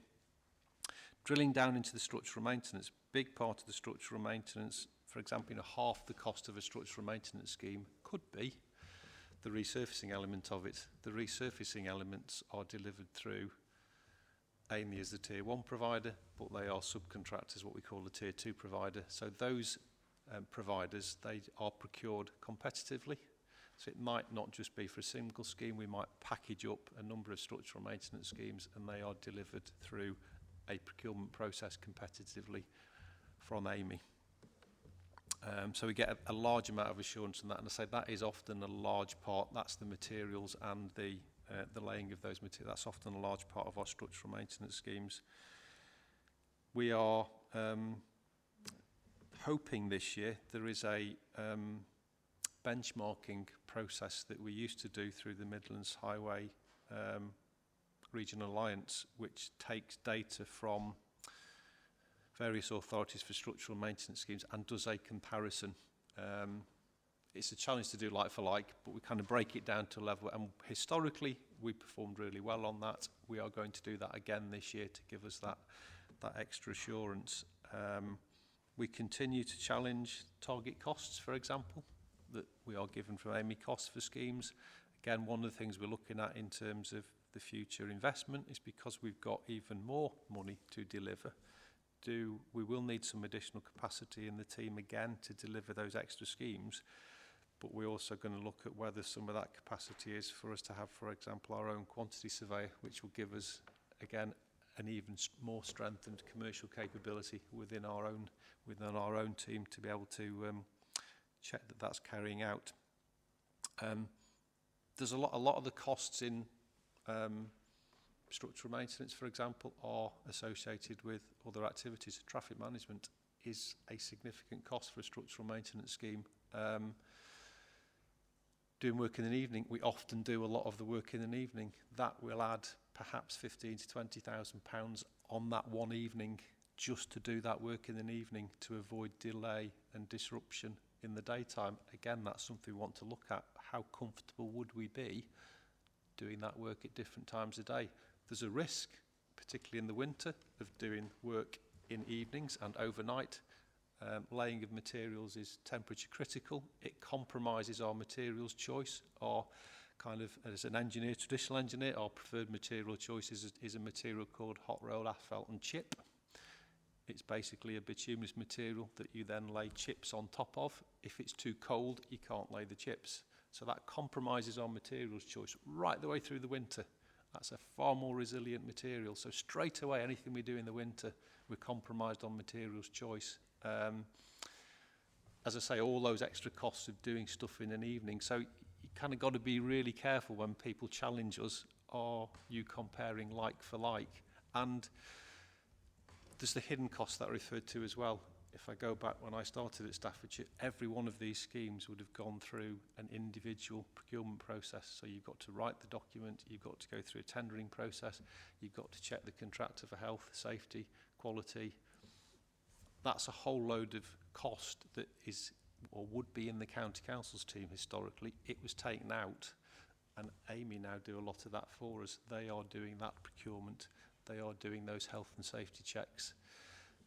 So hence why you have to look kind of behind the details of the work being delivered on the ground and look at all the extra costs that we have.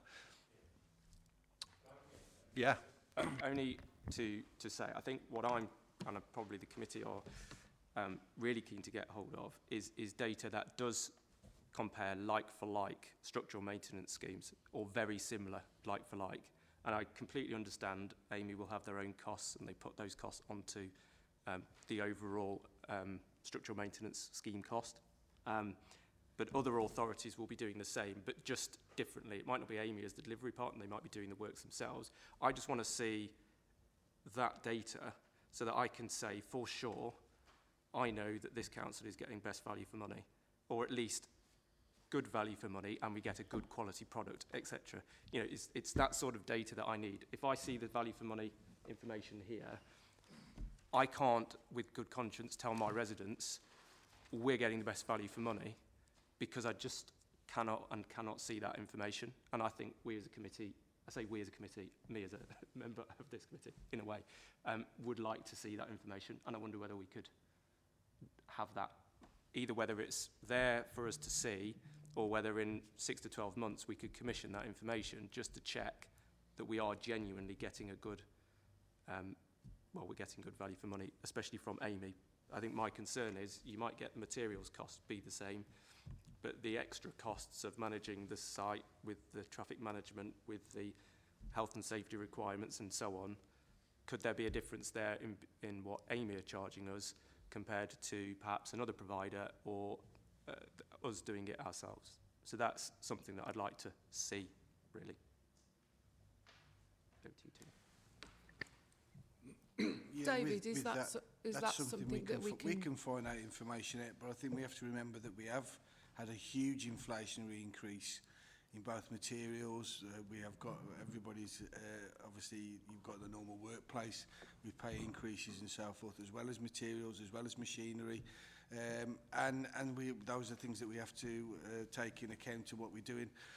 And I'll always bring it back to when people say about how much does it cost and why does it cost that much. And if you take it to your own drive, where you have a small amount of tarmac compared to what we have to pour on for a road, and how much that is and how much that's gone up, then you can sort of see what sort of inflationary issues we've got. But we can find that information out and pass it on.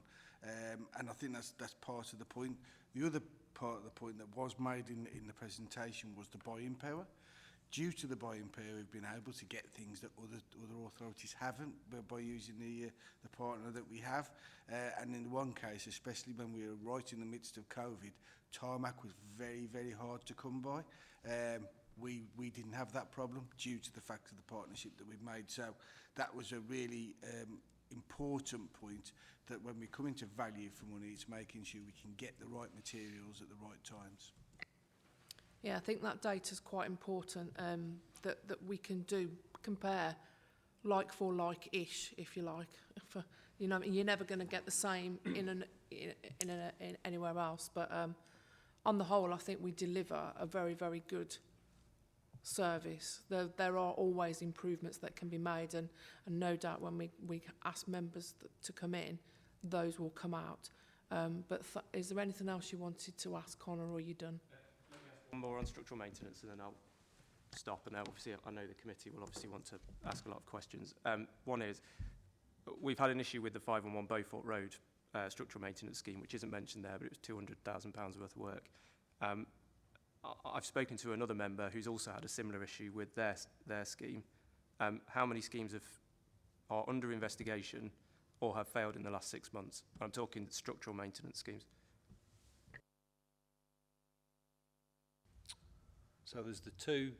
I'm not sure what the second one is, and I definitely know, obviously, A511 Beaufort Road, we've got some issues with material, which we're investigating, as you know. We'll get to the root cause of that and then work out what needs to be done in terms of any remediation.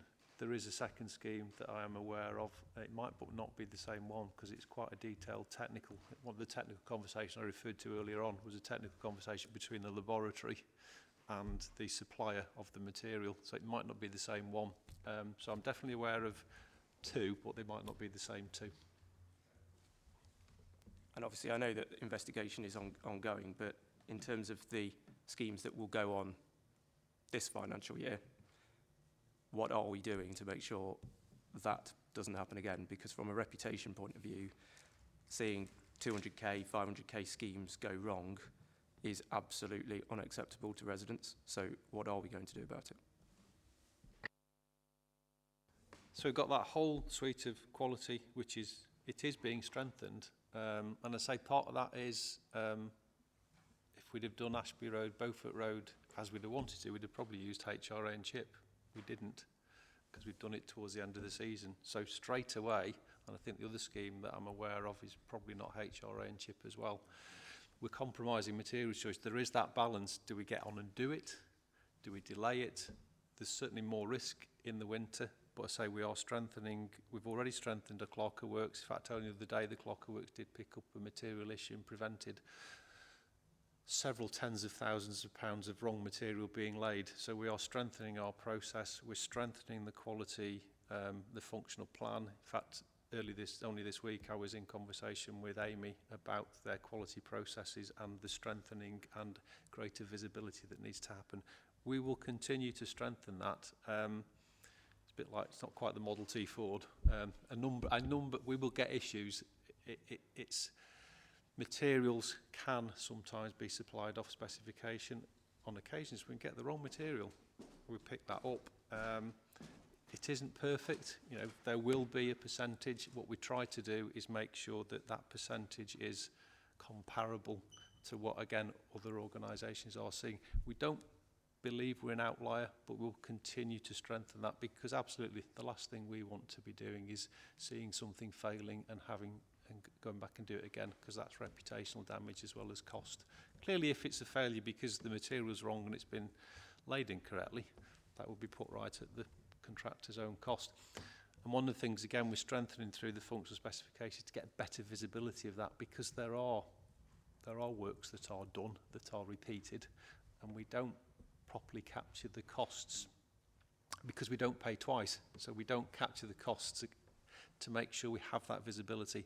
That's something, again, we're strengthening. So we do know in future, we have a better handle on what value of work is needing to be redone. So yeah, like you, we don't want it. It's frustrating, it's cost, it's reputational damage. Some of it is being driven by the pace of the investment and the timing of it, which is not happening. But we need to make sure we've got that confidence, to give you the confidence that we're absolutely doing everything we can to minimise that risk. Thank you, Connor, for coming this morning and for your comments and questions. David Smith. Thank you, Chairman. Some quickies.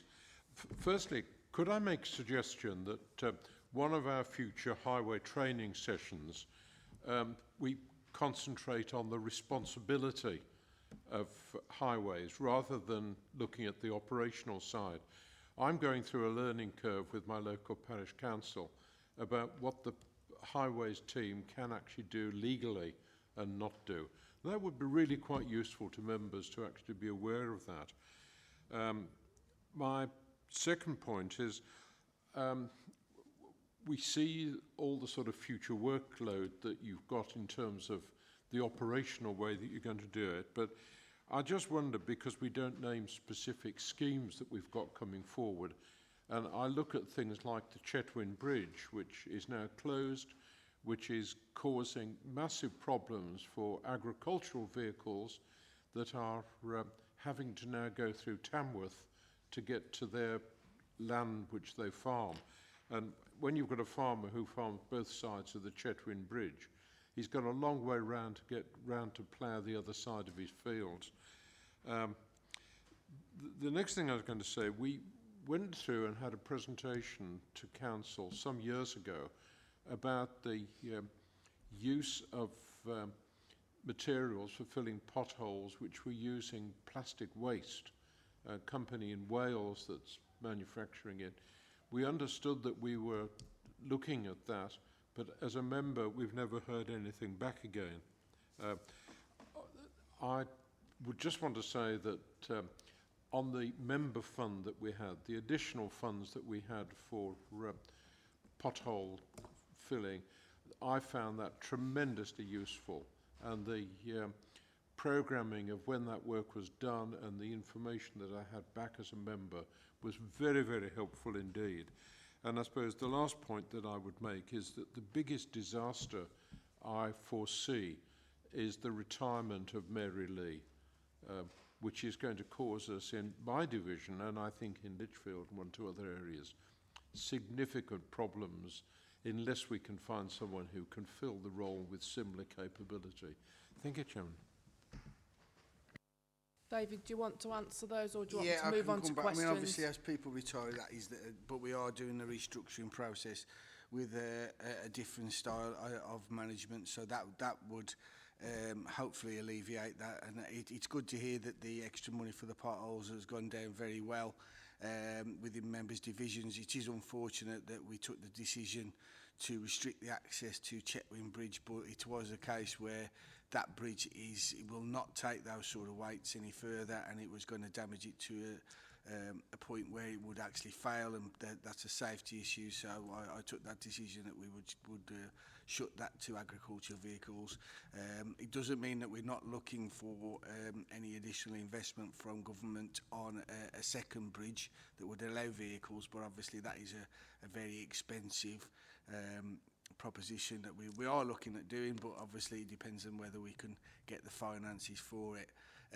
Happy for members if they want to know anything about what highways can and can't do. I don't think that's much of an issue really, and as you said about the workload, yeah, the highways teams are out there and they are doing a lot more information about what we are doing. But when it comes to the future highways and the capital programme, that's got to yet be finalised in Cabinet in March, and then that will get published so everybody will know what is going to be done, and hopefully we'll have a good idea of when it will be done in members' divisions.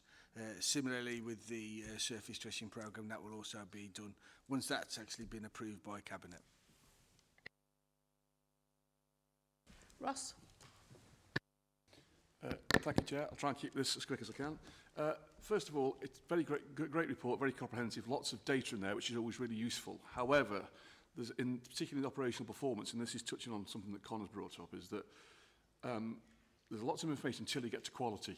Suddenly there's no data, which immediately raises the concern that we're not being told how we're performing and where the failures are and what the measures of that. And these reports, there's lots of good news stories in there, but your role isn't just to tell us the good news stories. We were completely unaware of the issue that Connor had with the Bideford Road.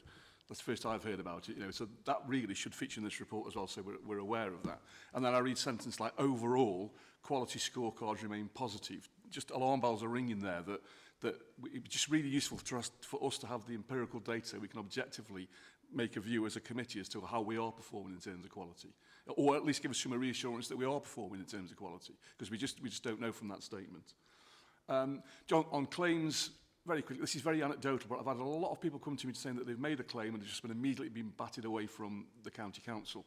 I don't know how the system works. I'm not sure whether or not I have asked for them to provide copies of reports so I can chase it for them. They've never been forthcoming. It may just be people grumbling, but it'd be interesting for us to have a very brief overview of how claims work and how they're processed. And is there an opportunity for the council to just simply say no to someone who's got a legitimate claim? I'm assuming not.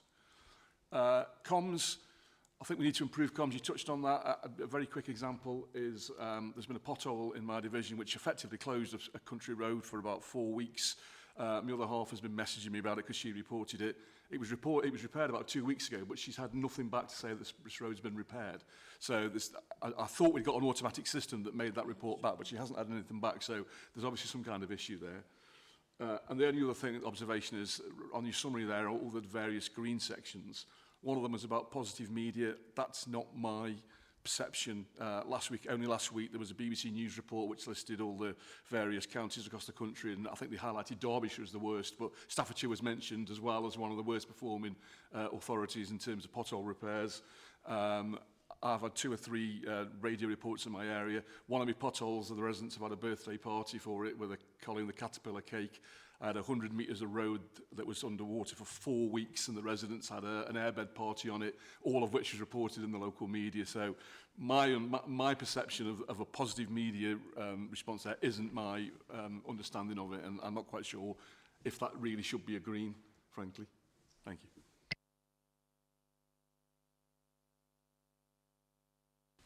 Charlotte? Thank you. First of all, I'm very much looking forward to the statistics from Connor's excellent question. I just wanted to make a comment that I found it incredibly useful to meet with the highways team before they did Broad Street leak, and that was really helpful because I also met with the leader of the district council at the same time and another colleague from that particular ward. So that was incredibly helpful that they gave us time to do that. And it was just a very positive experience. The thing I want to ask about, because I think it's been in the news either today or yesterday, was the impact of pollution from the roads going into waterways. They identified pollution from roads as being one of the key factors about pollution in waterways. So I'm hoping that our highways laboratory has some impact in looking at that to make sure that we're not making the situation worse for our highly polluted waterways.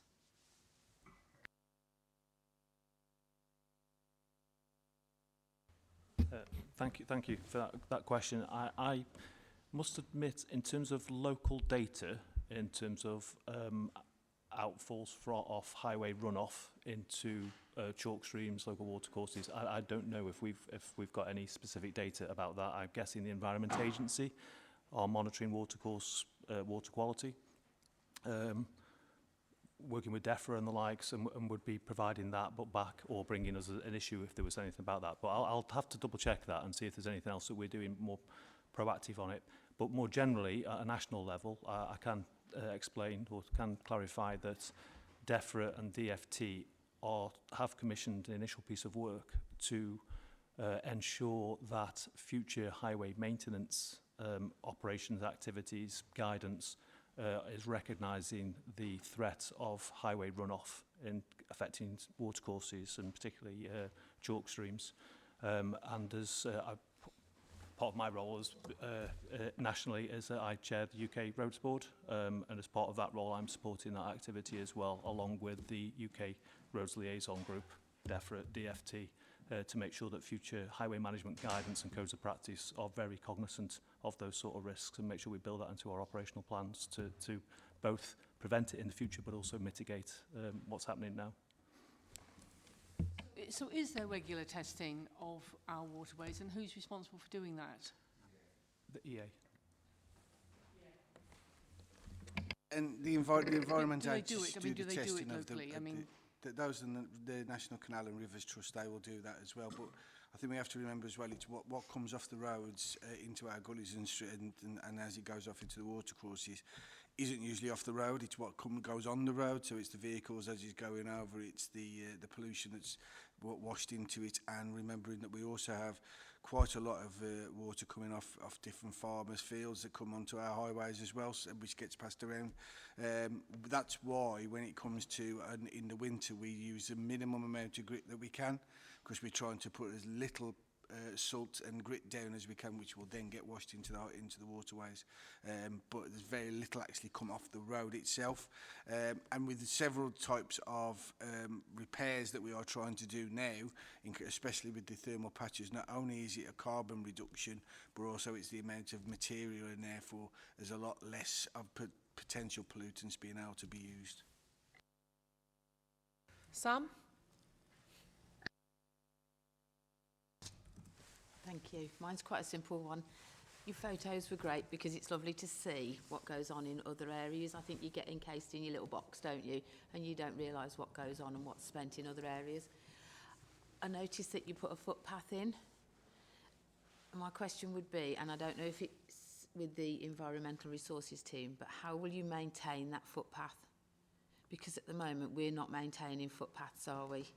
To a standard where people can walk down a footpath quite comfortably or ride a bike down a footpath quite comfortably with their children, because I feel that's what we're letting people down with at the moment. And also, you know, you said about the customer, people contacting more for like potholes and reports. I think that's because we're sharing the My Staff's app an awful lot. I mean, that's all we do is if we get a pothole, we advertise that it's been fixed and then we put underneath it, if you find a pothole, report it My Staff's. And so many people do that now. I think that's where you're picking up a lot more potholes where people don't normally think to, like they go down a country lane. They sometimes think, oh, it's a country lane, we won't report it. But now they think, yeah, we'll report it, we've got this app. So I think that's where your increase has come from a great deal. Thank you. I agree. It's people using the right schemes, but also it's the fact it is very prevalent in the press nationally and locally, and so people are much more acute to do it. But we still notice that most of the actual defects are picked up by our officers, rather than the actual repair, the people bringing them in. And we've also, as I said previously, we've now got our vans that are fitted with the new cameras and the AI on there, which are, as they drive around, they are picking up the defects as it drives around on a day-to-day basis, and that's fed in on a real-time basis. So that's bringing more and more of the defects to our knowledge as we go. When it comes to the pathways and so forth, you know that's something that, well, I know it's something that's definitely close to your heart, but it's definitely close to most people's hearts. That's why when we were talking about the introduction or the reintroduction and a change of reintroduction of the environmental teams that we're proposing, that might be able to assist with that. But we will still be wanting to look at then whether districts, boroughs and potentially parishes will be able to assist in further accentuating that work so that we can get more done. But that is part of what we will be looking to do. Our parish council have just put £5,000 into an area that's been that neglected, and nobody knew it was county land. So we have actually used £5,000 of our parish council money to repair that area, clear it, wipe it, weed it, get rid of it. The gullies are all running free. So we are working that way. Thank you very much. Graham. Thank you, Chair. Mine sort of follows on a little bit from Connor and what Ross was saying. So, obviously, as councillors, we get specific queries about a specific issue, whether it's a tree, a grid, whatever. But also, we get general, our roads are awful, what are you going to do about it? I was in Scotland, France, wherever, and their roads are perfect. Why aren't our roads perfect? And I think what I would like is like a half a page, couple of paragraphs on what we face. 6p in a pound is spent on highways because most of it is spent on adult and children's social services. So people don't actually understand this, no matter how many times you tell them.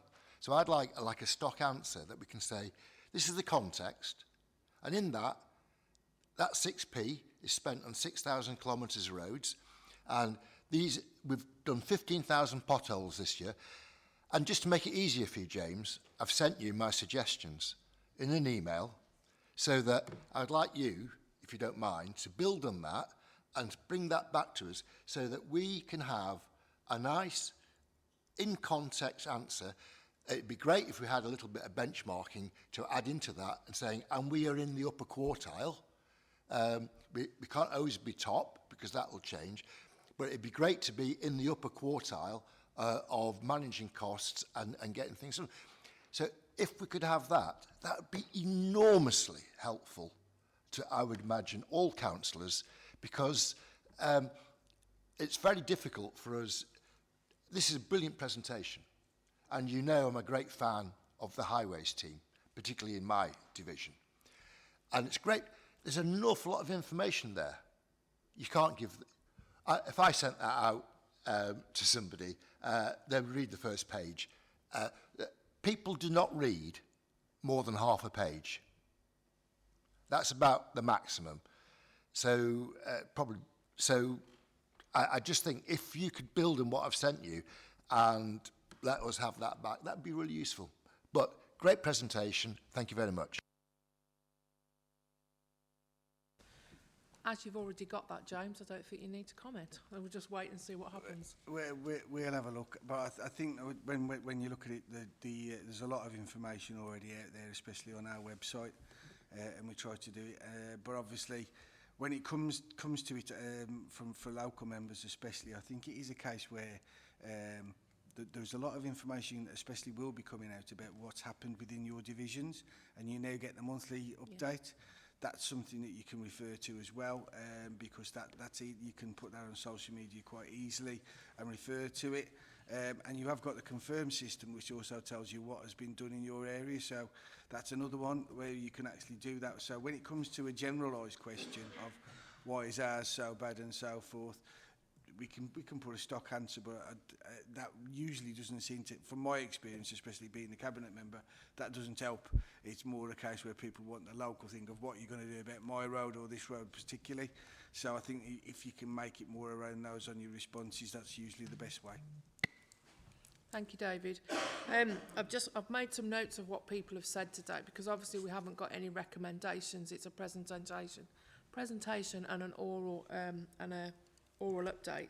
So obviously the first one is something that Connor said, is that like for like data where we can. Let's have a look at that, see how we're comparing. David, highways responsibility presentation, and in that maybe do go through the claims process and how it works. These are just things for you to take away, gentlemen. For me, personally, a better working relationship with National Highways. I had a scheme held up only last week because National Highways couldn't get their health and safety team together. And it's taken me 7 months to get a repair done because of National Highways. Where are we? The Places pilot that David, you mentioned, for me, that doesn't get communicated out, because there was a pothole fixed outside my house only last week, and the one next to it got left. I went out to them and said, we're piloting that you fix all the holes in the same place. If it ain't on the list, love, it ain't getting done. You know, and that's got to be better communication with the team. I'll let you come in a minute, David. And as I say, some of the workforce are just not carrying that out. If it's not on the list for them to repair, they're not doing it. And that wasn't just in my road. I've seen it elsewhere as well. I think we need to drill down into 600 claims so far in 5 weeks, 6 weeks into the year. We need this data as to why, what's going wrong, and is it because Sam says more people are using my staffs and reporting it, and then realising that they've got a damaged tyre or buckled wheel. And then lastly, I think other than the DHP timelines, it takes far too long to get a job done, in my opinion. I'm one of these people that report it, I want it done. And I know that that's not how it works, but there's a time frame that something should be done in, and sometimes the DHP, the things that we come up with and say we want this done, it's 6 months, 12 months down the line. You're into the next year of funding before we're getting anything done, and I think everyone can elevate with that one. And then when we go live with the customer journey, James, I think before it goes live, perhaps take us through that, so we can better understand what the customer journey is when they phone up or email in, see how it gets logged, see how it gets recorded, how it's categorised, and the whole journey going forward. So there's a few things for you to take away from that today. Everybody happy with those, or have I missed anything? Sorry, you need to wave at me, Philip. You need to be quick, though, because we're running out of time. Can I just come back to your point, though, about the whole place? So if you remember, we trialled the whole price approach, but that was an extra £7 million a year that we haven't got as yet. And we are not into that current scheme of mending lots of potholes at the moment due to the fact it's winter time. So we're doing our category 1s and our category 2s, but the actual category 3s don't. Due to the weather, it doesn't allow us to do them in the right way, which is why I had to authorise the holding repairs, because we had several hundred category 1s turn up in the end of last year, beginning of this. So we actually are fixing those as we can properly, but also where we need to, because of the topography, because of the weather, because of the state, we're having to do some of the holding repairs, which we will go back to. So yeah, when it comes to the defects within your area, that is something that we are working on. So when there are defects and people have reported them within your area and they get fixed, that's something which we will want you to know about. But as I say, currently we are in pothole season that's when it actually starts. Come March time, when we then change around and go into our fixing period, we'll be a lot better off. But it is currently where the weather, as it has been, and I will remind everybody of how wet last year was. The water table hasn't been this high now for quite so many years, and farmers are already complaining that their subsurfaces are moving due to the water tables being up, and it is water that damages roads, hence we see more of a damage out there. Yeah, just quickly, Chair. I'm glad we've got the increase in cuts from 6 to 8 and the weed control from 1 to 3. However, in East Staffordshire, sometimes, because East Staff's Borough Council were cutting some of our grass verges, but now we're doing the whole lot. How do we identify which is county responsibility and which and who's going to do it? Because there's been quite a lot of confusion over the last 12 months as to who's responsible for it. In-house inspections, are we doing our inspections? Because I thought we were bringing inspections back in. Yeah, okay. And then what powers do we have? So my route here, every time I come in, I have to pass 2 accident spots that have now got traffic lights on. One's a house that got crashed into that was done last May, still there. So what can we do about trying to hurry up that getting repaired? I know it's an insurance thing. The other one is now at Burndurst Mill, where some young lad got killed and smashed into the bridge. People are moaning. It's not my patch, but I keep getting it. You know, the Stafford Road is impassable through. So what powers can the county council do to get these insurance companies to hurry up and get these repairs done so we can take off the traffic management, which is costing thousands? Thank you, Chair. Just that it's not East Staffs, it's us that cut the grass in East Staffs. East Staffs haven't taken it back. And when it comes to individual cases, if it's going on for too long, please flag it up to James or David, who can chase it up. But obviously, the longer it takes, the more the insurance companies are going to have to pay out, because it is them in the end. So you would think they would want to get it done as quickly as possible. Connor, lastly. Quick fire. In terms of the drainage programme, the planned maintenance, how far are we behind? Currently 40,000. Okay, and in terms of months, so say there was a drain on confirm that says this is the date that it should be scheduled for cleanse. Well, it's a combination, because we've got 3 types of, there's 3 elements to the programme. There's annual, biennial and triennial. So 1, 2 and 3 years. Go with annual. It is, so annual I think at the moment is, I haven't got, the annual is closer. Yeah. But it's the biennial and the triennial which are further behind. I can get you the figures, just haven't got them in my head. It would be good to have them, because if I look on the confirm system, which was great when it first started, I can't now, with good conscience, tell residents that that's the date that those drains are going to be done, or even a time period. So in my experience, it was about 9 months out, and it's meant to be an annual cleanse. And that means that main A roads have got a multitude of block gullies. So we really need to look at that. Second of all, temporary repairs. Just on that, Connor, actually, we've actually made sure that we've tried to keep up with the annual ones on the main roads. So that was why the triennial ones have gone farther behind. So we've made to do the more dangerous ones, as they would be, as often as we can. But as I said, we are, if you remember, we are actually chasing our tails with this. We do a huge amount of water that we've got coming in. Yeah. Temporary repairs, we see those a lot at the moment, which is fair enough. You're trying to get around as many category 1s and 2s as possible. There's a reputational risk here, because residents see that as the repair. They don't see it as a temporary repair, so they come and report it to me as a problem.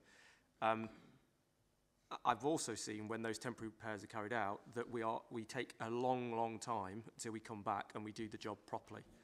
Now, should there be a priority system that for the temporary repairs, that our team should come back and do those properly within a certain timescale, rather than leaving them for 6 to 9 months and then coming back? The issue is, there was a pothole, it was category 1, it gets temporarily repaired, and then the council seems to forget about it, because it's essentially been temporarily repaired, till it comes to next winter and the temporary repair comes out and it's category 1 again. So the question is, are we prioritising those temp repairs for a proper fix?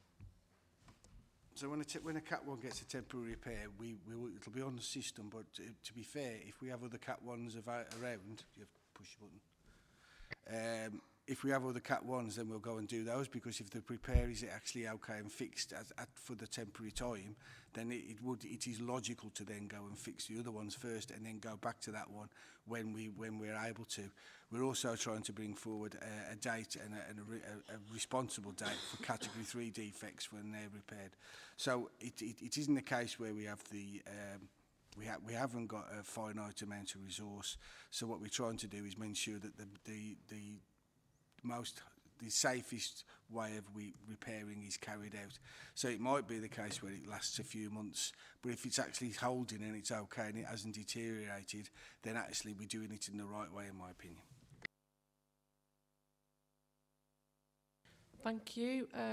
I think you've got a bit to take away from that, gentleman. Thank you, members, for all of your input into that. Thank you for your attendance this morning, guys. And we'll carry on with our last item, which is the work programme. Jonathan. It's just basically as set out in the schedule, Chair, and other than we've had a request from Reverend Metcalfe for the committee to consider the SAC rate annual report at the March meeting. So with your approval, Chairman, I'll add that to the list. Yeah, happy for that. He comes every year with his review, and perhaps we probably need to put it on to the last meeting of the municipal year and remember that.